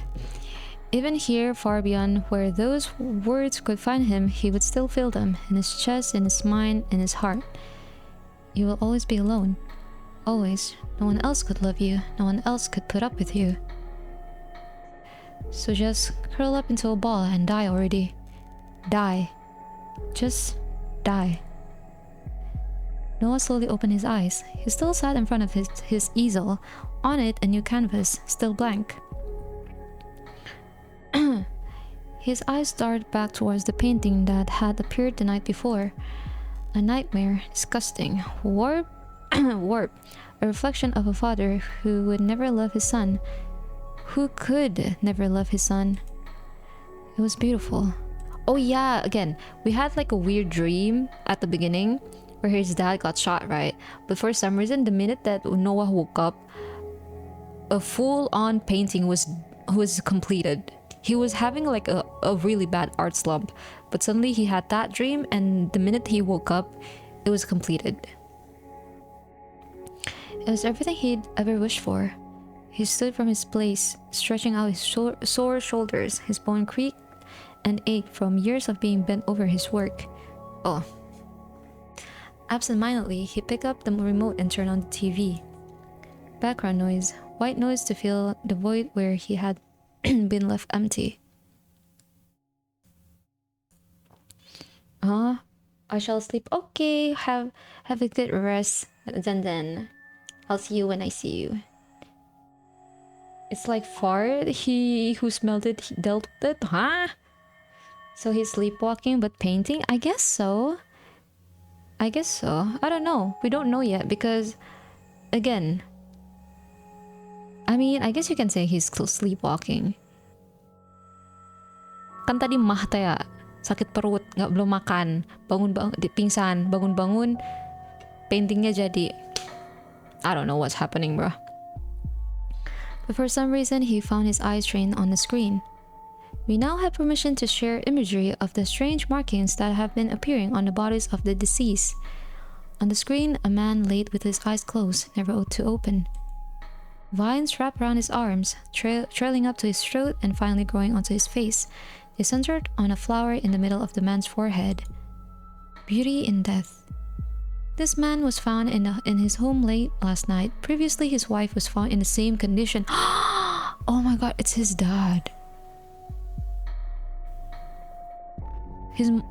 Noah got a phone call from his dad and said he told Noah that his mom died, but he didn't feel anything. And then he had that dream, and then in the dream his dad got shot, and now I think this is his dad. Police are still investigating whether foul play was involved. The camera zoomed out to show the rest of the man's face. Noah froze. His eyes traveled to the painting, then back to the screen. It was his father, there was no doubt about it. Without second thought, Noah jumped to his feet and approached the TV. He held onto it tight, searching for some kind of answer. Was he sad his father was gone? No. But what I saw last night. So far, the police have not shared any leads. We'll keep you updated as the case unfolds. Is it possible? Did he die because of what happened yesterday? But that wasn't really him, just a shadow in a dream. These words swirled around his head, threatening to consume him. Questions surfaced one after another, but he couldn't think of any single answer. He felt as if he was going crazy. I need to talk to someone, anyone. But who would understand? Who would care? Kane! Call Kane! Bitch! He had nobody after all. Kane. Noah grimaced at the thought. All he did to push him away, all he did to make him leave, and now he needed him. What did I do to my phone? You threw it away. He searched high and low before remembering he'd put it in the bin. With a sigh, he reached in and managed to find it. He switched it on. 11 missed calls from his father. He deleted the records and instead tried to call Kane. Your service has been disconnected. Please visit us at... fuck. Noah hung up quickly before slamming his phone down. Ow! Huh? Oh, hi Jexy! Hello. Welcome to the stream. How are you? Aduh, mana di bonk ay. Why did you bonk me? Yeah, welcome. I'm playing this visual novel called Dreambound. Which we're only into... We just finished the prologue. This is the first chapter. I played the sound perfectly. That's the sound of phone being put down. Ah.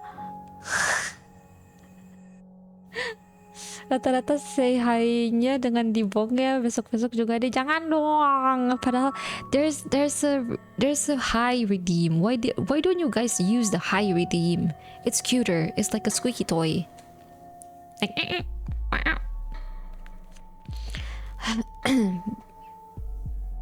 okay, where was I? Bills. It was always bills. The money he'd saved was reaching its end. Oh.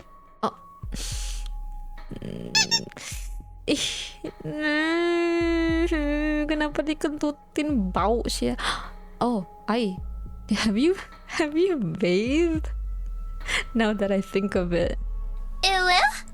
Oh wow. Ew. Hello Coral. Hello Coral. Welcome.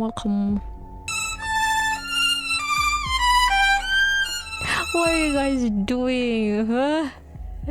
Huh? Hi, hello Coral. How are you?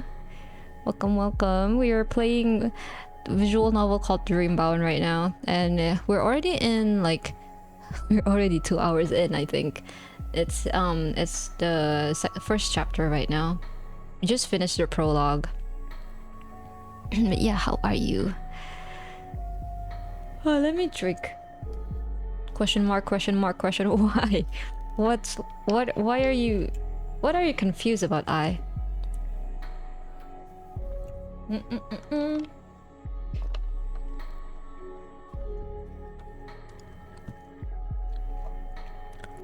There's not the cocoa. Of course I did. Oh, nice. Good, thanks. How are you? I'm good. Way better than yesterday. I was feeling really overwhelmed yesterday, so right now I'm good. Bagi nata de coco. Enak. It's from fruity. Earlier at work I was given like a bunch of snacks and drinks by one of the parents, and I got like nata de coco flavored. Wait, not flavored. There is nata de coco here. Coco pandan plus nata de coco. Fruity, limited edition. It's nice. You're fruity? You're fruity. Shut up. I mean, sorry. That was aggressive.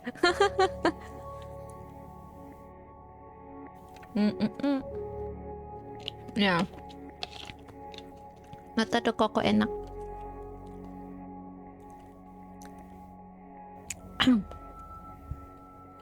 I am fruity, thank you. Good. So happy for you. We all should be fruity.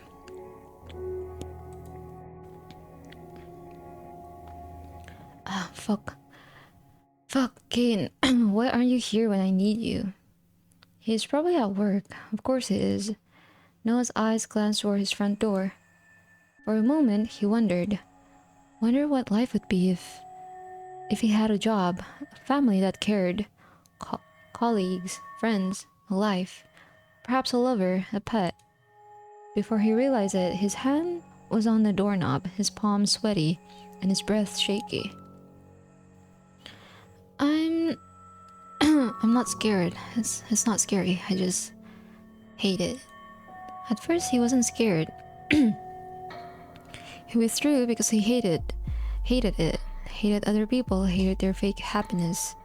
Hated that they had futures that were taken from him. He knew they were all liars, cheats, backstabbers. But now it had been too long. How many years since he last walked in the sunlight?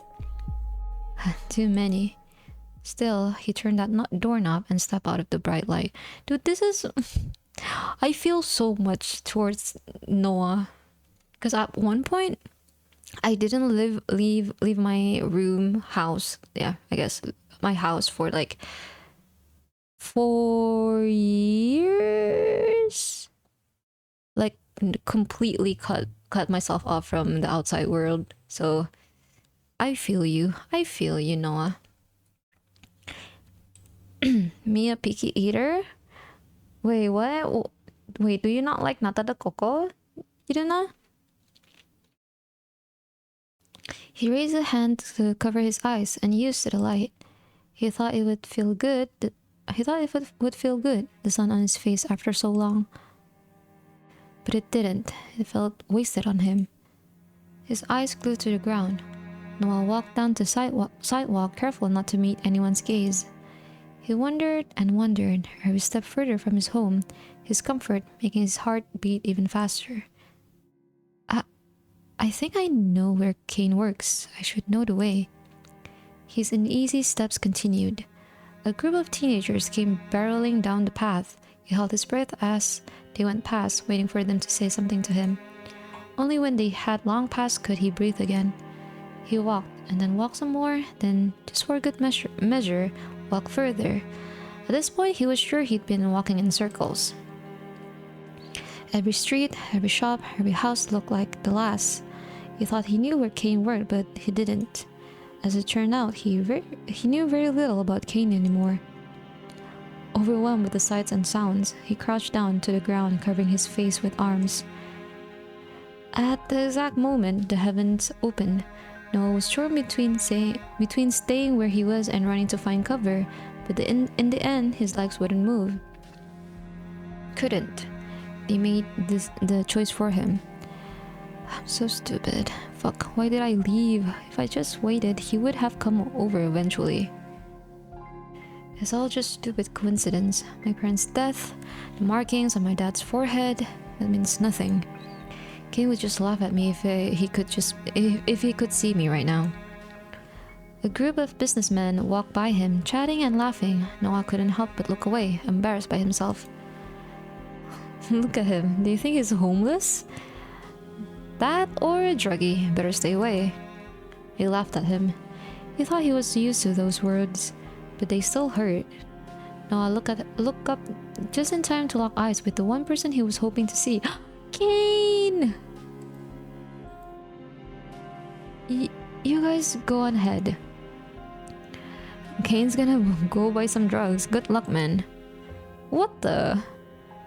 Bro, Noah, how long have you been hikikomori? I don't know, bro. I think Kane mentioned it before. Like, it's been years since he left his place. Kane ignored the others and jogged over to where Noah was still crouched on the pavement.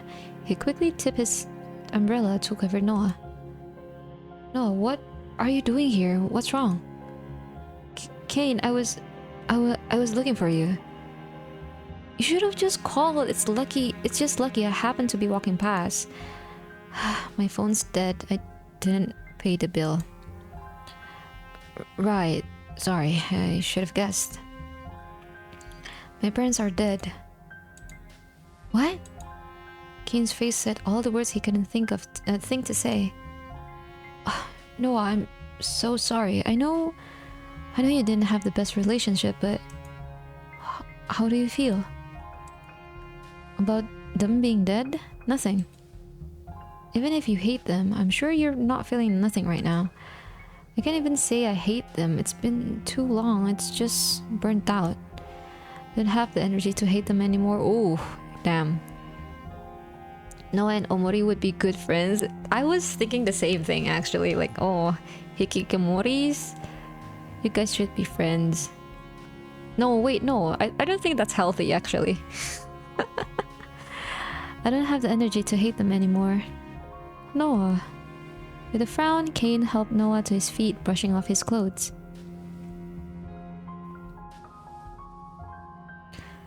Let me walk you home. We can talk on the way, okay? Noah nodded, unsure of where to start. It's not just about them being dead, it's... Sorry. It's how they died. This might sound crazy, but... the world collapsed around them. Huh? Oh, it's this part! Okay. And as they disappeared, someone else stepped into the place they'd just been. Ah, the pretty boy! Dude, he's so pretty. Oh my god, we have the same eyes. Just reverse. This is the dude that I've been eyeing. He looks so pretty. Oh, sorry. Sorry. I will contain myself. But he looks pretty though. Stop. Stop.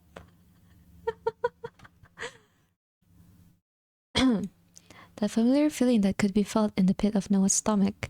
That feeling he hated. Just when he thought he'd be stuck in that limbo forever, he suddenly stopped. Oh. Fields rolled on miles and miles, a landscape that, while entirely natural, looked anything but. Noah stood up from the grass beside him. Kane did the same. What the? Where are we? Kane's eyes were wide as he searched around the landscape for anything he could recognize. Of course, he couldn't find anything because this wasn't a place he'd ever been before. It was far removed from the reality Kane knew. This is... Before Noah could begin to explain, his arms were suddenly ripped from his side and shoved roughly behind his back. Huh? Wait, what the? Huh? Did we just get isekai'd? Did we get isekai'd? Two clicks sounded and they were locked behind him. Trespassers this far into the kingdom? We best throw them straight into jail. If the king finds out, he'll be furious. Jail? King? I think you misunderstand. We're just... Silence. A guard pushed him forward, causing Kane to stumble. No one noticed his arms were also handcuffed behind his back. We're not from here. This is a mistake. Shut up, vermin. No, start explaining. We're inside someone's dream. Have you eaten something funny? Look, I know I sound insane, but just look around you. Do you really think I'm lying? Do you think I have the energy to lie to you right now? You brought us here? No, I didn't, and that's what I'm so confused about. I don't want to be here. I wouldn't choose to come here, but lately I've been dragged into dreams repeatedly without choice. It never used to happen like this. Kane's face had long since drained of color. The guards continued to march forward, pushing them towards the castle. Okay, so the BL is a side dish? I think so. I think maybe. Because so far we just get really a lot of plot. We just get a lot of plot.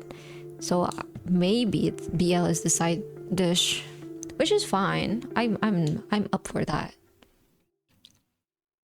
They ignored the words of the men dressed in strange clothes, deciding they were obviously crazy. Then, but it never used to happen like this, you mean? Wait, whoa, this is... whoa. Huh? Ever since we were in high school, I've been able to do it, to enter dreams. Huh? How? Why? I don't know. I have no clue. Sipaling world building. That's you. That's you, bruh. Why didn't you tell me? Why do you have to tell you everything? Why? You guys are best friends. Why are you like this, Noah? Kane looked away, hurt by his words. How do we leave? You can leave once the dreamer is happy for you to leave. Wait. So the dream last night, the weird dream that he was in, where his dad was shot in his head. What was that? Then what do we do? What happens if they're not happy? Then they wake up and we, I don't know, die, I guess. Which wouldn't be the worst thing to happen. Noah, I'm not going to die in a place like this. Then we better work out whose dream this is. Well, maybe I could if my arms weren't handcuffed. Hey, let us go. They marched Cain and Noah into the castle as the two struggled against their captors. I think we're gonna be doing puzzles after this. The corridors twisted and turned, filled with darkness and stale air. Their footsteps echoed through the empty space as they walked between sets of bars. Noah glanced from the cell to cell. In some, the people moved, skulking about in the shadows, tracking their movements. In others, Noah would have been surprised if the inmates weren't already long dead. Skin hung from their bodies, much too scrawny to support their lives any longer. They laid in their cells unmoving. Noah, this doesn't feel like a dream. This feels real. Because we're actually here, our bodies aren't in the real world anymore.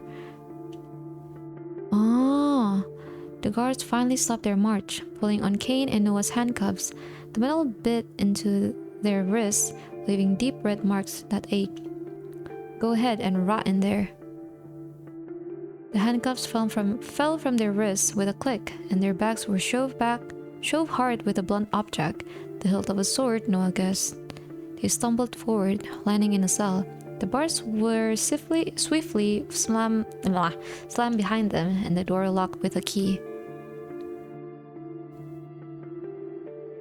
Hey, don't we get a trial or something? Don't ignore me. Hey, come back here. Crap. Behind them, they hung the keys from a hook just out of reach of the cell, as if to tease them with freedom. Shit. Noah, this isn't good. You don't say. Noah cast his eyes around the cell until they came into contact with something. No, not something. Someone. A man sat leaning against the stone wall, chains keeping him from moving. Every cell in Noah's body froze.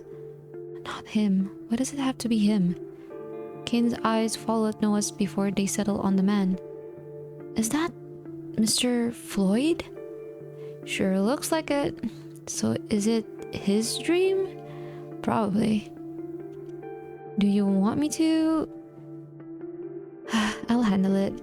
Wait, before either of us do any handling, can we talk for a minute? Sure, because we have the time to spare. Just a minute, please.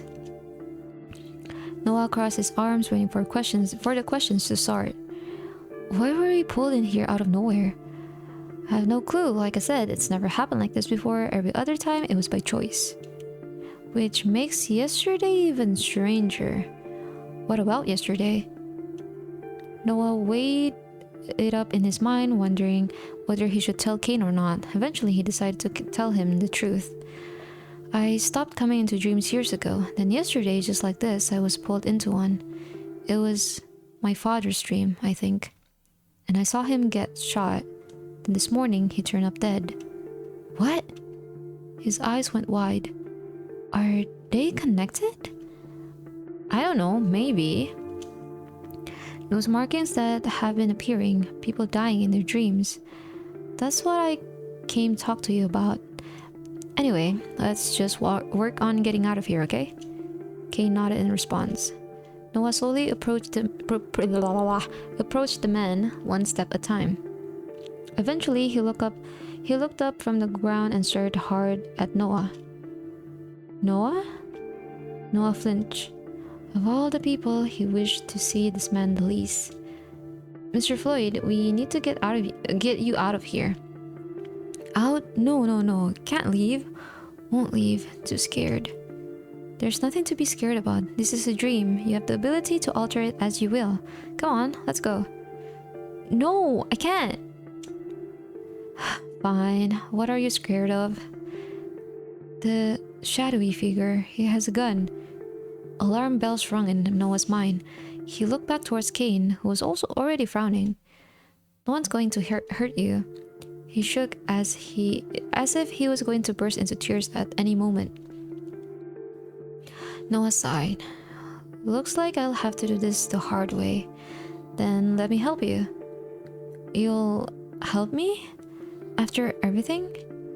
Yes, just stay there while I work out how to get you unbolted. Then we'll leave together. Wait, Noah, I want to Noah turned his back, uninterested in where the conversation was going. I don't have any use for your apologies. If it were up to me, I would leave you here to rot, but Kane doesn't deserve to share that fate. Get him unbolted and then get the door unlocked. This should be interesting. What do? We get him out of here, then we'll be able to leave. You make that sound way too easy. Oh, we won't be. We're in a hurry too if he wakes up. Right, let's look around. Okay, this is the part. I think this is where I stopped playing the demo. No, I did this, but I don't remember how to get out. But afterwards, I think the demo stopped there. But yeah, yippee, another escape room. Another escape room. Sorry, I just love escape rooms. What's this? What's that on the front? Noah turned the hexagon-shaped knobs, but nothing seemed to happen. It looks like we're missing a button. Probably no point messing with it until we can fix it. Okay. Stanley, probably next to the worn-down bed, was a wooden bedside table.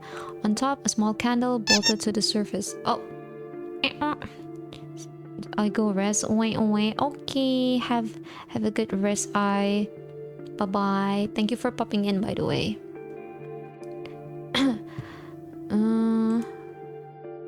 On top, a small candle bolted to the surface. Oh, wait.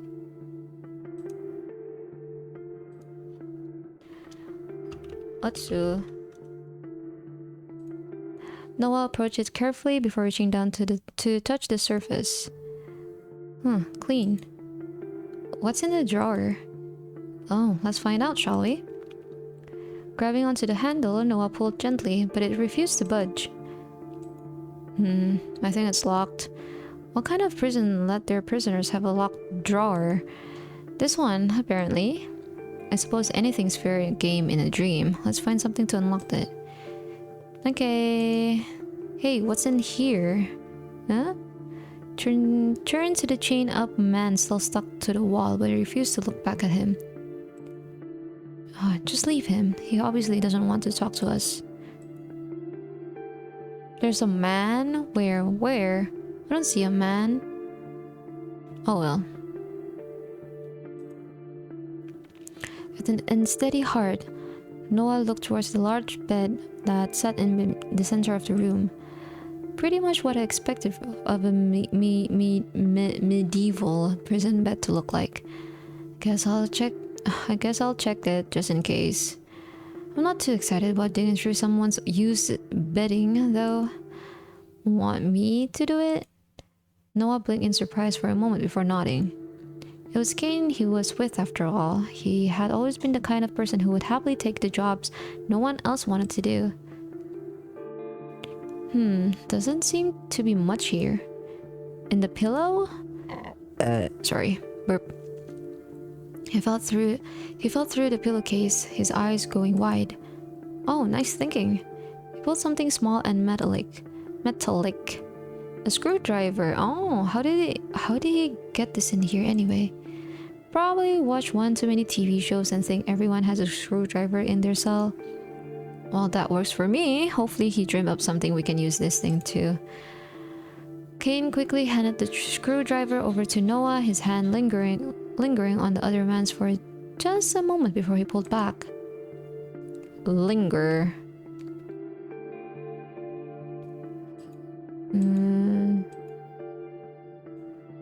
Okay. Noah knelt down to the ground by the wall, peering at something that had been scratched into the stone. 15, 28, 37, 46. Kneeling down by Noah's side, he glanced at the numbers marked on the wall. What exactly is that supposed to mean? Good question. Oh, thank you for the lurk, Rina. Let's keep this in mind. I don't think we can go anywhere else, right? Rotating the box, Noah carefully checked for anything suspicious. Nothing. We could at least imagine those puzzles a little more easily cheated. Wouldn't that be nice? Maybe here? I wonder if we could just force the drawer to open. Here, let me have a try. Kane quickly took the screwdriver and went to work, but no matter how much he tried, it refused to budge. Ah, Jesus, what's this drawer made of? I suppose he dreamed up a sophisticated way to open it. Nothing else will work. Okay, let's keep looking. I don't think... What for? If all else fails, we could just break down the wall. Let's leave that as a last resort. I don't want you to hurt yourself.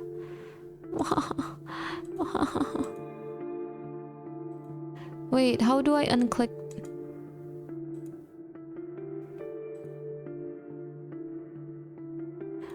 How do I unclick? Oh, clear? Okay.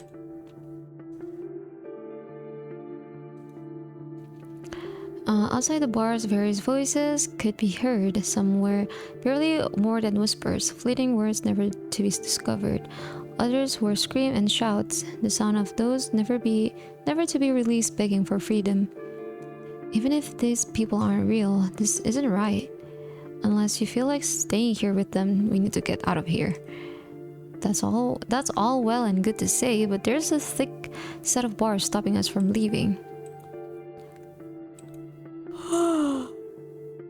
A guard walked past, bashing the hilt of his sword against the metal bars. Noah and Kane jumped back in surprise. Seeing someone with a sword wasn't on my bingo card for the day. Just outside the bars, the keys hung on a hook by a rope. Out of reach, the rope trailed down to the group, begging to be pulled on. The keys are hanging right there. If you could just reach them from this far away. Maybe there's something in here we could use to grab it. I suppose it'll be more difficult than that though. Hey, what's that? Kane points towards the ground outside of the bar where a piece of paper sat. That wasn't there before. Okay, so we got paper. Oh, thank you for the thank you for the hydration. Oh, I do need to hydrate actually.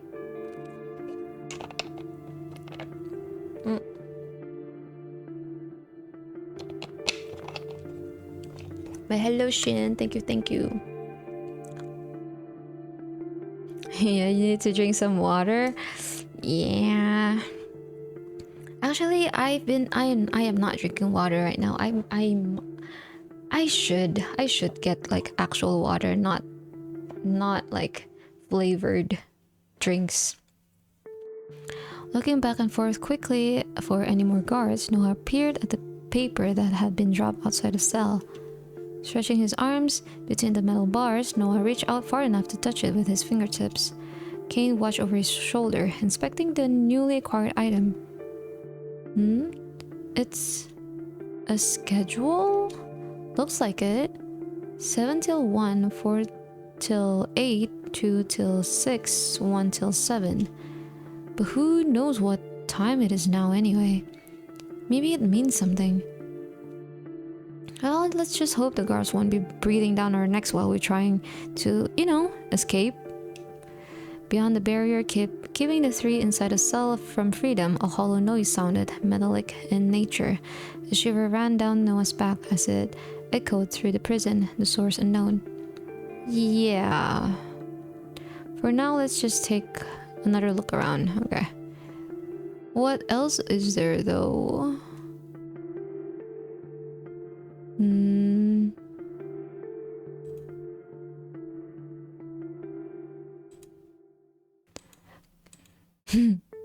There really is no way to get around looking at it, is there?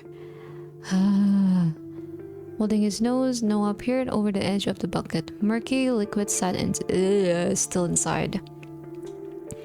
There's absolutely no way I'm putting my hand in there. Well, high dip's not. How old are you? Last time I checked, 24. Ha ha. Oh, they're both 24 then. Since I think they're in the same grade. So I bet in high school they're in the same grade. So both of them are 24. Legal pog? I mean, I know they're legal. He's working and he's Noah. Me being hilarious aside, do you really think there would be something hidden in there? I wouldn't put it past him. Why don't we leave this as a last resort? Yeah, probably a good idea. Unless you'd rather stick your hand in there? No, let's just leave it this for now. What else though? I don't think... Oh.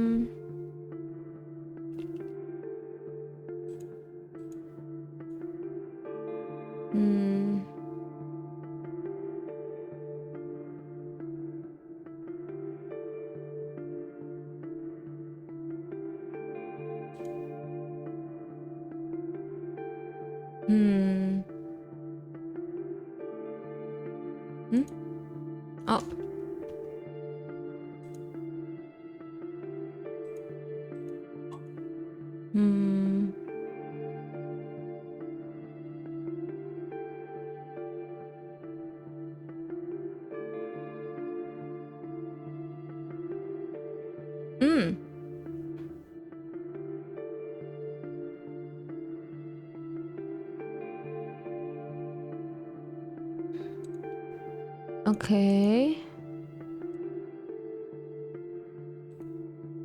Oh, is it? Hold on. The note. What did the note say? What now? Nothing. It's just a hunch, but I feel like these numbers are related to the ones on the schedule. You think? How? Haven't worked out that part yet. Maybe this one? It's so strange, isn't it? What is it? These names, these people, they're not even real, but they still exist. I can't wrap my head around it.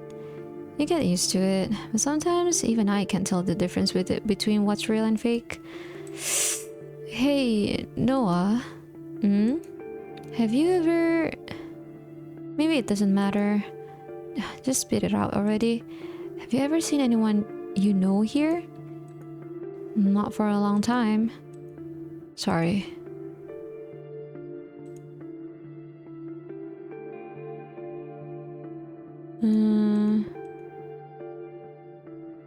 Can we use this?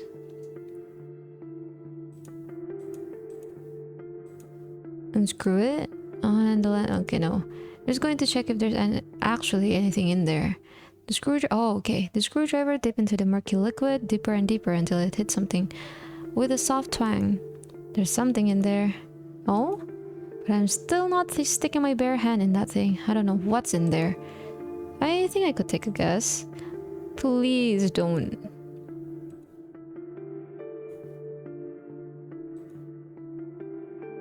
Okay.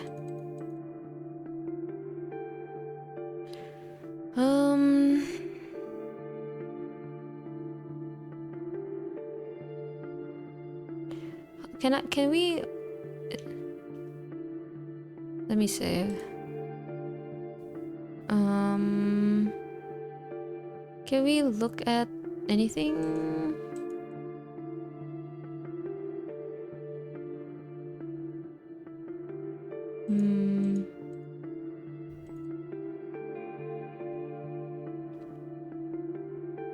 I'm assuming we need to do something with this. Is this clocks? No, I don't think so.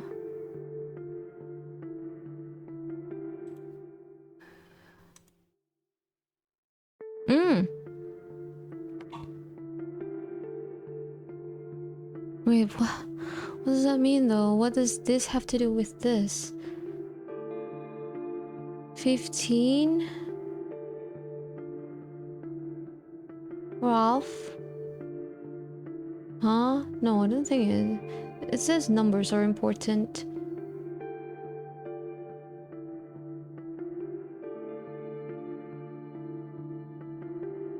Maybe I'm wrong. I don't know.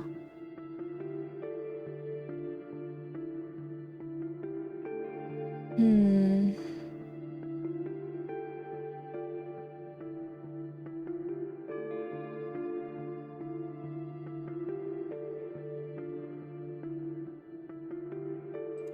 Let's... If I just join now and only knowing this is a BL, I would probably confuse why are we in the cell now.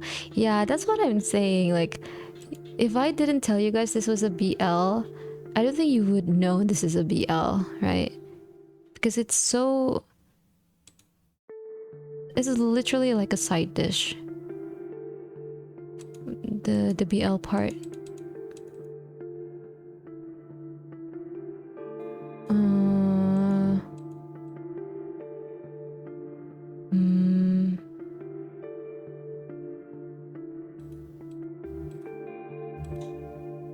Last resort, last resort.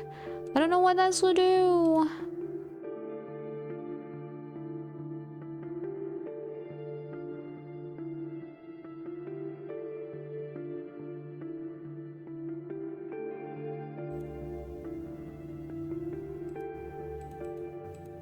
So Noah, Cain balled up the piece of paper in his hand, a habit of his when he became anxious about something.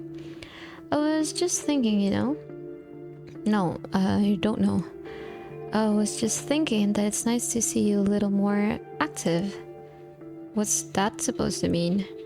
I just mean that this is the first time you've left your house in how long? And that's none of your business. I'm just happy, alright? I've wanted this for you for so long. For me to be stuck in a prison chatting over a dirty bucket? Well, not exactly. Still, it's a step in the right direction. Yeah, whatever. I didn't have a choice in this time, but I won't be doing this again. Aw, but why not? I don't want to move on. No, I'm not saying you have to move on completely or forget about him, but I said I don't want to. Right. Kinda hard to talk to someone who doesn't want help, huh? So... Can we have a hint? You can find the direction in the drawer. Close. But it's locked.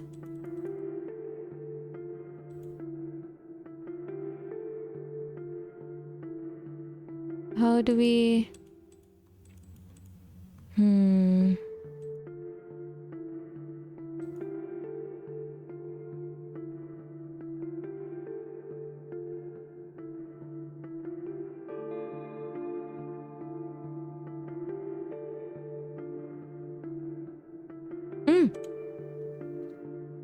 Oh, I didn't see that. The room was cold, chilling the inhabitants down to their bones. The cold stone of the walls reminded them that they weren't welcome. Noah reached up and ran his fingers over them, freezing to the touch. The moisture clung to his skin. It feels just as lifelike as I remember. You said you used to do this a lot, didn't you? Are they always like this? Like what? So hostile? I thought I saw the people around me as they were at their worst. Oh, that's why he kept saying, oh, fakes, fakes, fakes. I thought I knew to some extent how unwanted I was. As it turned out, that was only a fraction of how they really felt. The truth people kept to themselves, the secret they hold, the way people truly think about you. You'll find them all here. So yes, they're always like this, in a way. Noah, not everyone is like that. Everyone that's left is like that. The stone shifted beneath Noah's palm as he ran his hand across the dark gray wall. Oh, the stone is loose. Can you pull it out? No, it's still too heavy. There must be something around here we can break it up to break it. Let's keep looking. Alright. And Noah, I would never do anything to hurt you. You know that. Yeah, maybe. Damn. We can break it with this, maybe? Gripping the screwdriver in his hand, Noah turned towards the blue stone brick. You're really going at it with that little screwdriver? You have any better ideas? Well, no, but... Fine, you might as well give it a go. It wasn't enough. Can we not use the wrecking ball?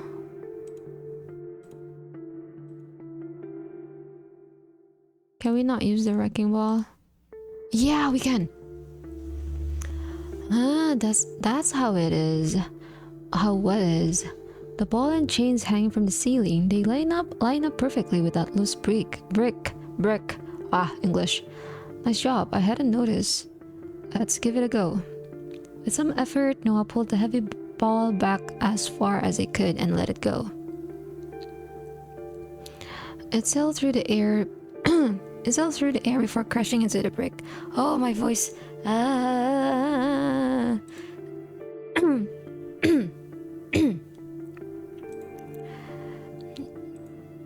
Oh, good job. Thanks. Initially excited, Noah frowned to himself before he composed his face. I mean, it's no big deal. We just gotta get out of here. You fake emo bitch. I see you smiling. Hi. Oh, thank you for the hydrate. Minum. Yeah. Tinggal dikit. Nata the koko niya. My drink. I only have like a little bit left of the drink I have. So next time someone redeem hydrate, I might need to like BRB get up and get water. Oh wait, it's already this late. Okay, you know what? It's fine. I mean, it's no big deal. We just gotta get out of here. We still did a good job. There's nothing wrong with being happy about that. This isn't the place to be happy. There's nothing wrong with happiness. La la la la la la la la la. Oh. Okay, we can use the screwdriver here. With precision. Noah raised the screwdriver to 4 screws in the corners of the grates, quickly removing it from the wall. I knew that screwdriver would come in useful eventually. But what's this behind the grate? Kirain ti-apply for the prepare air 1 liter ya karena banyak ngomong juga. No, I actually really I don't drink that much, which is a problem. I know it's a problem. But like I can survive the whole day with only drinking like 3 glasses, like Tupperware glasses, like tall glasses, which is bad. I know. But when I go live, when I go stream, I usually just have one glass, and that's all that's all I need. Usually. Noah and Kane approached the hole in the wall to find a small square box. Tentatively, Noah reached out and picked it up. He turned it around in his grasp. There didn't have to be anything noteworthy of it on its surface, except for 4 unmarked buttons on the front. What is this supposed to mean? Good question. He pressed a few buttons, but nothing eventful happened. Do you think we have to press them in the right order? Probably. Nothing's easy. How are we meant to guess? It could be anything. There should be a clue somewhere in the room. That's how dreams usually work, hopefully. Kane nodded in response, his eyes caught in the small box. Or we could try smashing it? And if it has something breakable in it, Right, right. Well, I'm sure we have half a brain between us. We can work it. We can work it out. Speak for yourself. Okay, let's see the box. Oh, where is the box? Is it?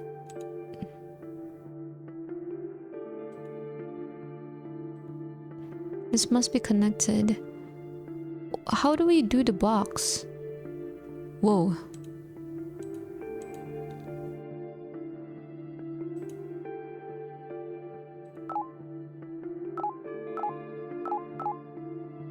Hmm?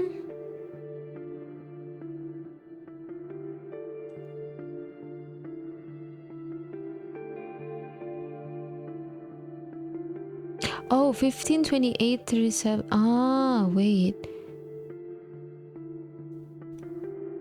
How do I...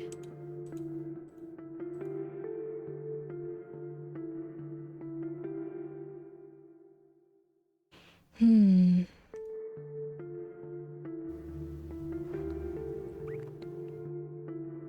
15, 28. What does that mean though?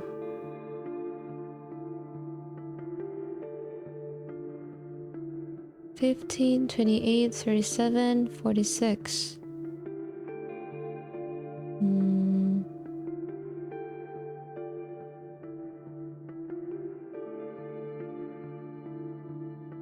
Hmm.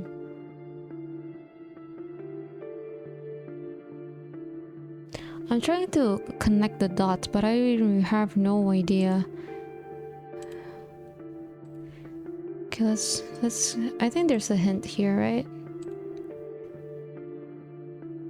It's 8 digits long. Click the hint button. How do we enter the password though? Huh?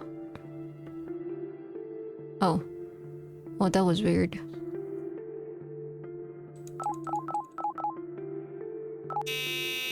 Anjir, kaget. Are you okay? I'm fine. It just shocked me a little. Let me take over. It's fine. I've got this. Kaget. Combine the numbers on the schedule to find the... Yeah, I don't know how to... Oh, is it like... Oh... Is it cheating if I just click on hint every time? I don't want to know. That's just...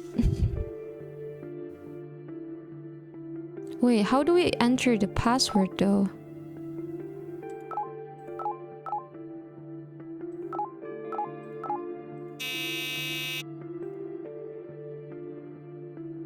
How do we enter the password?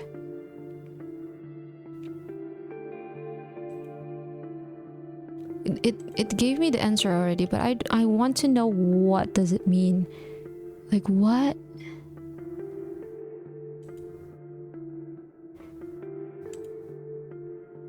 Let's see.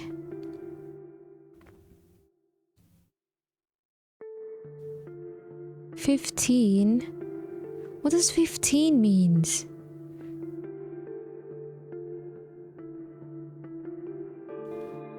Is it 1 and 5 or 15?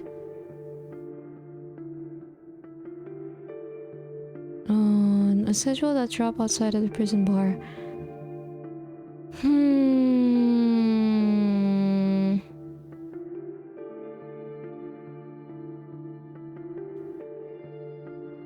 know what? I don't know. I can't think of this.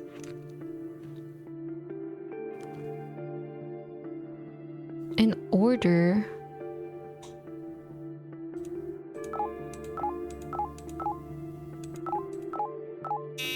No, wait, what? even when I got the answer, I don't get it. What does that mean? 1, 2, 3, 4. Oh. Oh. Wait, how is this 15? Wait, I want to know. Hold on. The answer for the 15 and the answer is 27. 15, 27. 15.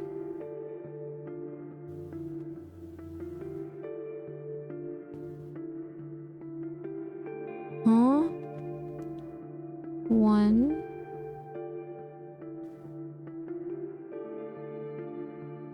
15. How did it get 27?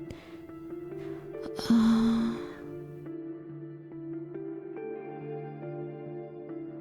know what? It's fine. I don't get it. I'll just do it. Oh, my brain is not braining. And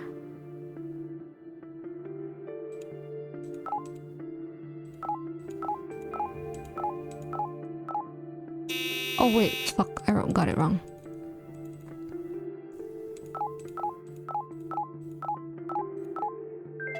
Okay.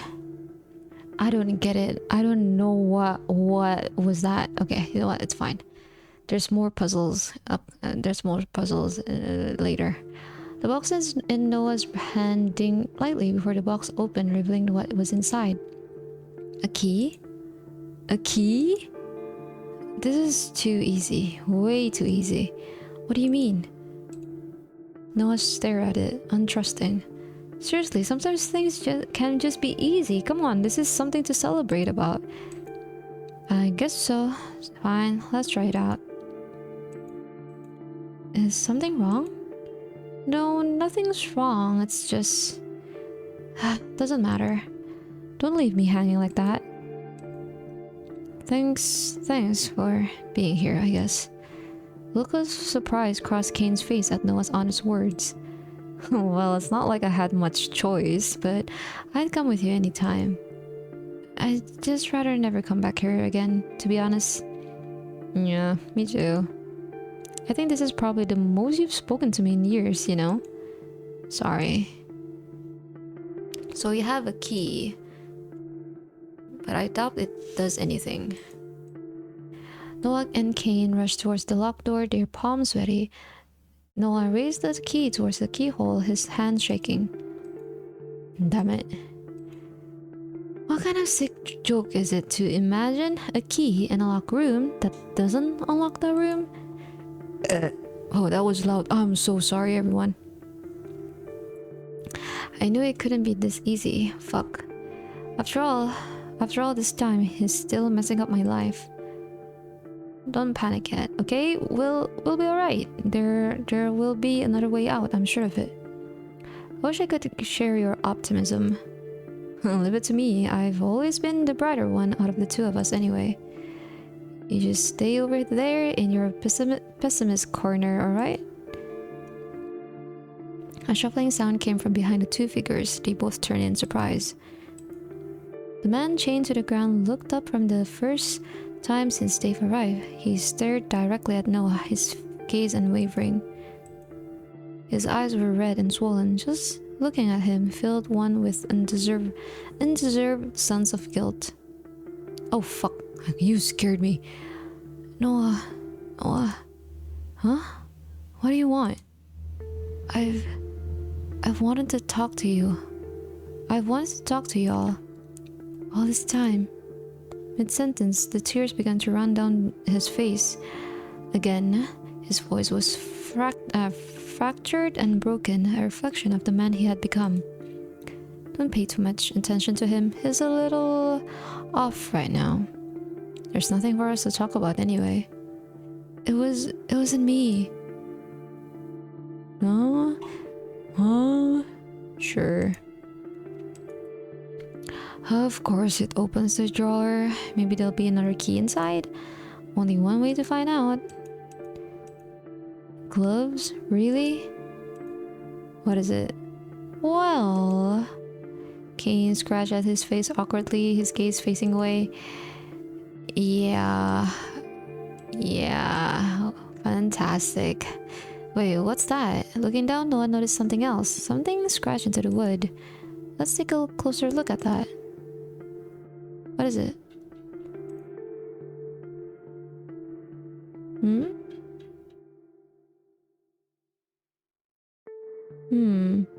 Oh. Well, that's a good question.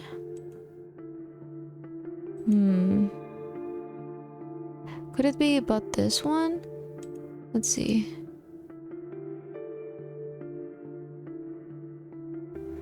But the one...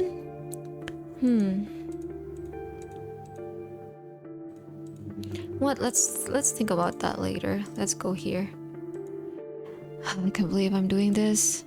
The offer stands if you want me to give it a go instead. No, I can at least do this much for myself. There's nothing wrong with depending on me. With a slight frown, Noah discarded any response he had for Kane and dipped his hand into the bucket. So... Slowly, as if he was scared to find out exactly what he just grabbed hold of, he pulled the object into sight. A bottle. The glass was darkened and dirty, hiding whatever was inside of it.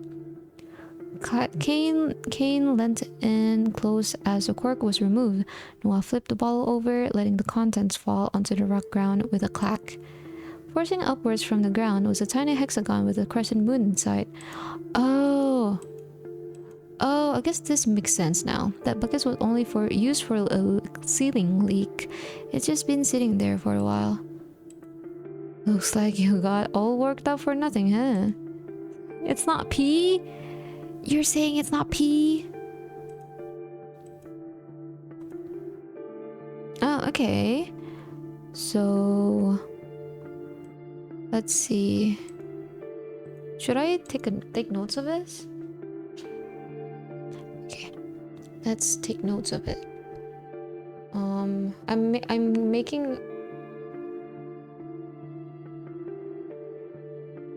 putting chat as my notes app, by the way. 2 is... 3 is... and 4 is... Okay. Yeah, using chat as a notes app. Okay. Now we can do this one, I think. Go here, here, and then here. Go here, and then and this just go... Yeah, okay. The 4 button locked in place with a click. Kane and Noah leaned over it, waiting for something to happen. Cheating? What do you mean cheating? That's not cheating. I would have wrote it down somewhere else anyways. Might as well on chat. It's not really as satisfying as the other puzzle, is it? Maybe if it made a noise. Well, it doesn't matter. Let's just see what's inside. A candle? Interesting. Noah. That's cheating too? What do you mean? Are you expecting me to remember? You know how much of a shitty memory I have. No, you don't have to talk to him if you don't want to. I don't have much choice if I want to get out of here. What is it? I didn't mean to. All this time I just wanted to see you again. Well, here I am, and this means nothing because this isn't really you. You're acting sorry for yourself, that's all. Do you think you're the victim here? Do you think I have to forgive you just because you want me to? No, I'd rather just sit here and you sit there and feel sorry for yourself. Don't bother talking to me unless you're going to help us leave. Damn, Noah.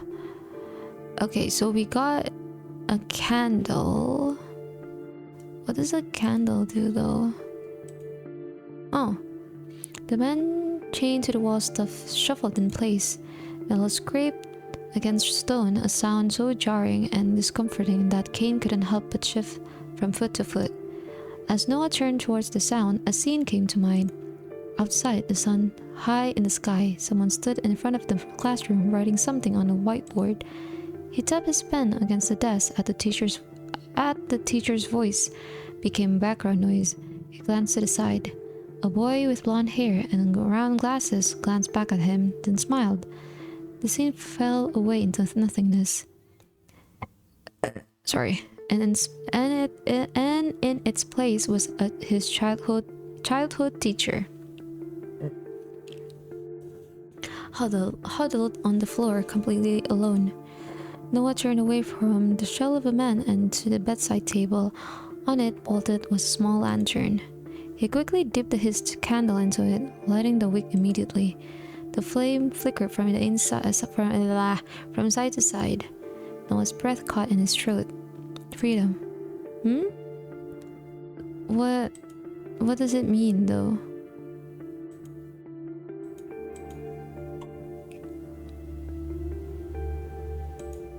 Oh. What? What are you doing? This is our only choice. Look. Noah pointed out the key, which hung from the thin rope that fell. Ah. You're going to bet everything on throwing a candle towards a rope? Don't you think that looks like oil? If it catches fire, the key drops to the ground. We should be able to reach it. Right. All right. I trust you. Let's do this. Noah swallowed hard. Oh, sorry. Calming his shaking hand, he held tight to the lit candle, sizing up just how far he had to throw it. And there. Gently as to not put it out before it even reached the rope, Noah tossed it towards the key.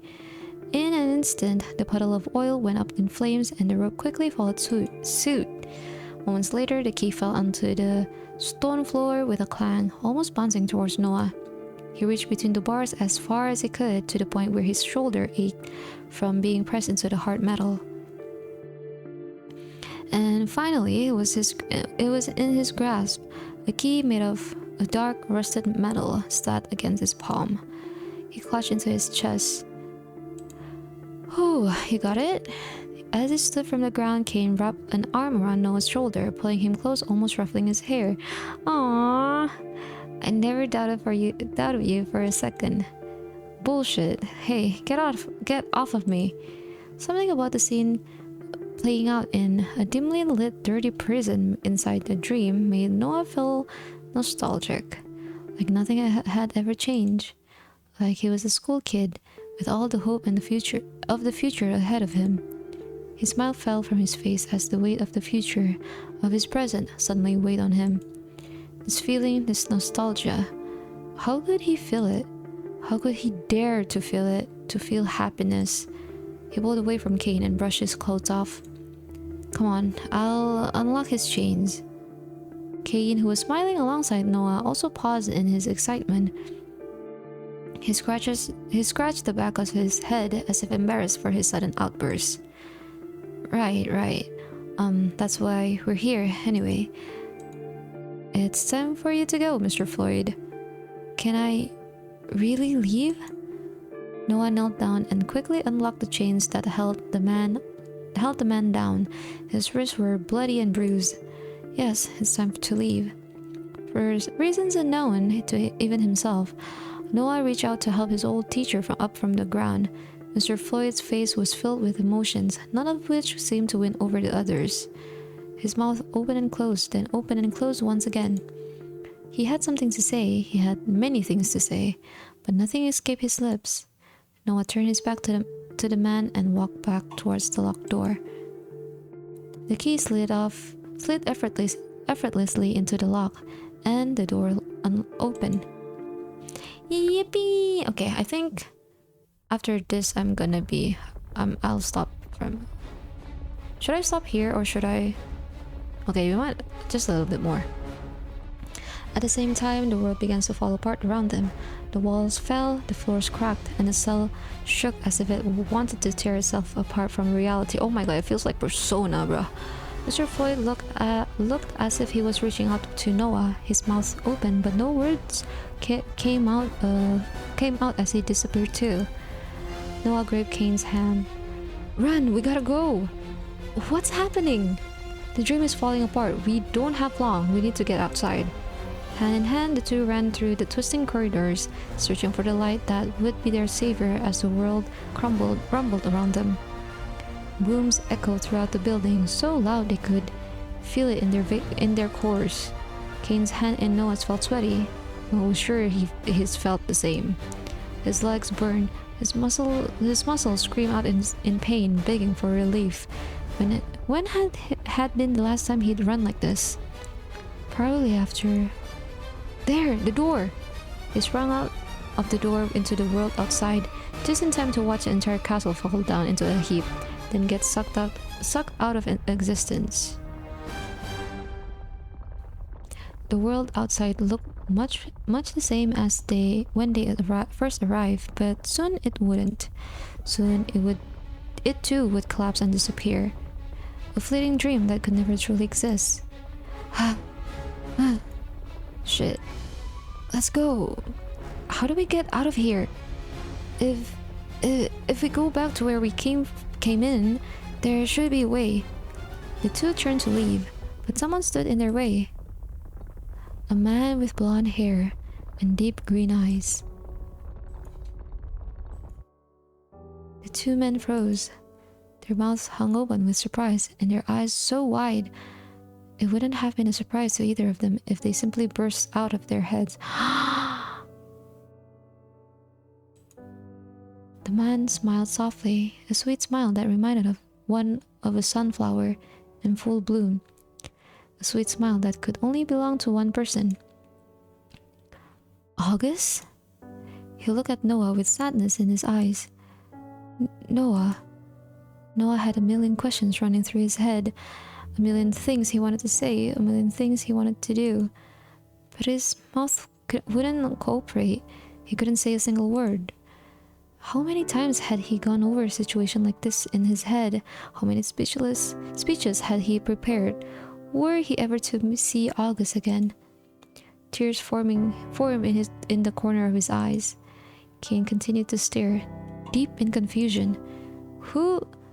How is he a part of the dream?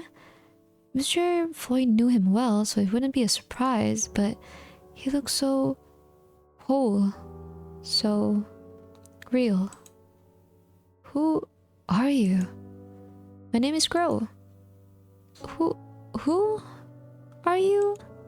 He waited for those words he wished for so dearly. For him to be real, for him to be August. I am nobody, just a wanderer. You two had best be going before you cease to exist along with the rest of this world. The boy named Crow smiled at them, the same gentle smile that Noah knew so well. He wanted to run back to him to ask him those millions questions, but instead he felt a tug at his hand. Cain. Noah, we have to go. But When Noah looked back, he was gone. Just before the world turned in on itself, Cain and Noah escaped. Oh boy. The same falling feeling, the same fear deep in his stomach. And then he was back home in reality, where he was alone. When Noah opened his eyes, he was once again in his house, sitting in front of his easel. On it, a half-completed painting. Green fields that twisted into something sinister, something beyond reason. He lifted his brush once again, and this time every stroke came with ease. It was as if he was spilling his very soul onto the canvas. Each and every drop of paint reflected him. Wait, where's Cain? That ease was something he hadn't felt in far too long, but his mind was elsewhere. Crow, if Cain hadn't, I could have asked you those million questions. I could have felt you again. Even if we could only chat for a little while, that would be enough. Is it you? He looked just like you. His smile reminded me of you so much. Crow and August, please. A knock sounded from the front door, and for some reason Noah stood from his painting and opened it. Something in the past he would have simply ignored. Perhaps his mind was still too occupied for him to consider what he was doing. Perhaps when he opened that door, somewhere deep inside of him hoped to see a certain someone with a smile like spring and eyes as deep as a forest. But the person on the other side of his door was a man he'd never seen before. That man with white hair pushed past Noah into his house. Noah stood in shock, his eyes following the man, and this was— oh, it's the pretty boy! It's the pretty boy! And he's wearing— what are you wearing, bruh? Hold on. Are you wearing a full bodysuit up to the legs, or is it like boots? Okay. He kicked over a few canvases from a forgotten couch in a corner of the room and sat down, making himself at home. Only a moment later, he picked up the remote and turned on the TV, kicking up his legs onto an abandoned painting. What the fuck? What the hell are you doing? Get out, or I'm going to call the cops. Your phone service got cut off. His voice was flat and matter of fact. And how the hell would you know that? I saw the disconnection notice in your trash. Noah shut the door and approached the man, filled with apprehension. Who the hell just comes into someone's house, sits on their couch, and turns on the TV? What's going on? Alright, jackass, who are you? Is it Ivan or Ivan? I'm so used to saying Ivan because of Alien Stage. Ivan. I'll just say Ivan, I guess. I'll probably forget and just say Ivan eventually though. Ipan, yeah, Ipan. Okay, you know what? I'll say it Ipan. Ivan. No, I feel like a lot of people would protest and like, no, that's Ivan. Whatever. Noah finally got a good look at this Ivan. His hair was bleached completely white and his eyes were different colors. His clothes were strange, as if he belonged on a catwalk instead of surrounded by all of this mess. Still, he had no trouble making himself at home. He leaned back into the couch, completely uninterested in Noah. His eyes rested on the TV, his expression bored. What's going on? Finally, Noah noticed it. Markings that ran up his arm and neck. Markings he'd seen before, more than once, on that very same TV. What do you want from me? I'm staying here tonight. I don't have anywhere else to go. Answer the damn question. You got a problem? I said I'm staying here tonight. Yeah, but why? Because I've taken an interest in you. Anyway, I'm tired. Where's the bedroom? Without thinking, Noah pointed towards the door. Why would you point? Okay. Thanks. You can take the couch. Ivan stood from his place, straightened out his clothes, then went into the bedroom. Noah stood still in shock, wondering what just happened. Shaking his head, he picked up his brush again and paint. I'll deal with him later. I can't lose this inspiration. Okay, I think I'm gonna save here because it's getting late. I'm getting sleepy and I have a really early morning tomorrow. So yeah, we're saving it here. Dong dong tak, dong dong dong tak. Oh, my eyes. Yeah, yippee! Oh god. I need to I need to put this on the games that I have ongoing.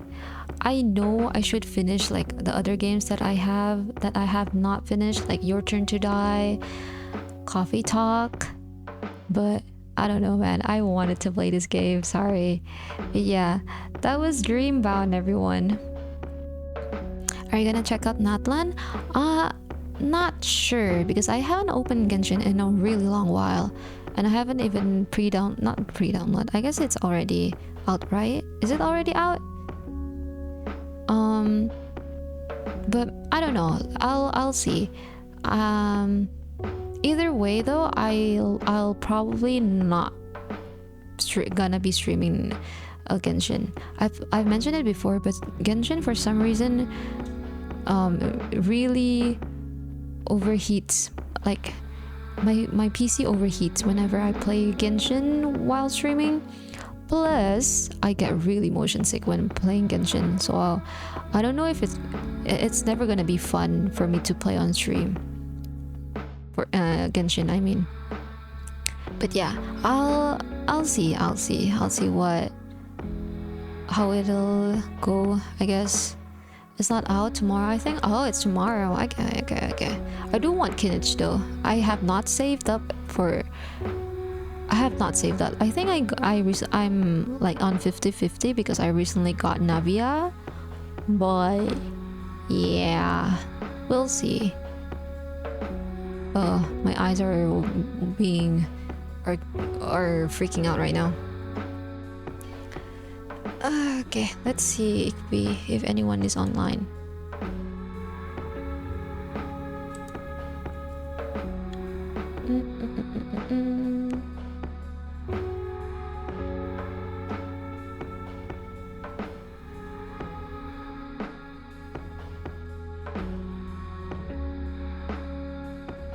Should we rate Ellie just for funsies? She's been playing for like, oh, how many hours? Almost 7 hours. Not 7, 6 hours already. Understandable. You can just experience Natlan through me and my rants. Yeah, I would love to experience Natlan from your rants. Because again, I get really sick when I play Genshin for too long. I think the most I can do is like 2 hours, maybe 2 hours. Like it's the max for me. But yeah, we're gonna be raiding my friend Bun. I think he's playing Played Up with Riva right now. And yeah, hold on, let me start the raid. Yippee! Okay, everyone, thank you for coming. Let me put the raid message first.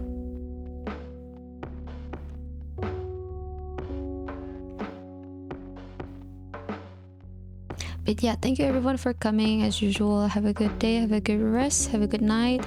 I'll be streaming again on Thursday, and I think we're gonna be playing Lethal Company with a bunch of friends. Unless something comes up, we'll see. But yeah, friends Pog, yeah. Oh, Ryan having friends, crazy. But yeah, did I say? Okay, you know what? I'll just say it again. Have a good day, have a good night, have a good rest, everyone. Yeah, I'll see you on Bun stream. Bye bye.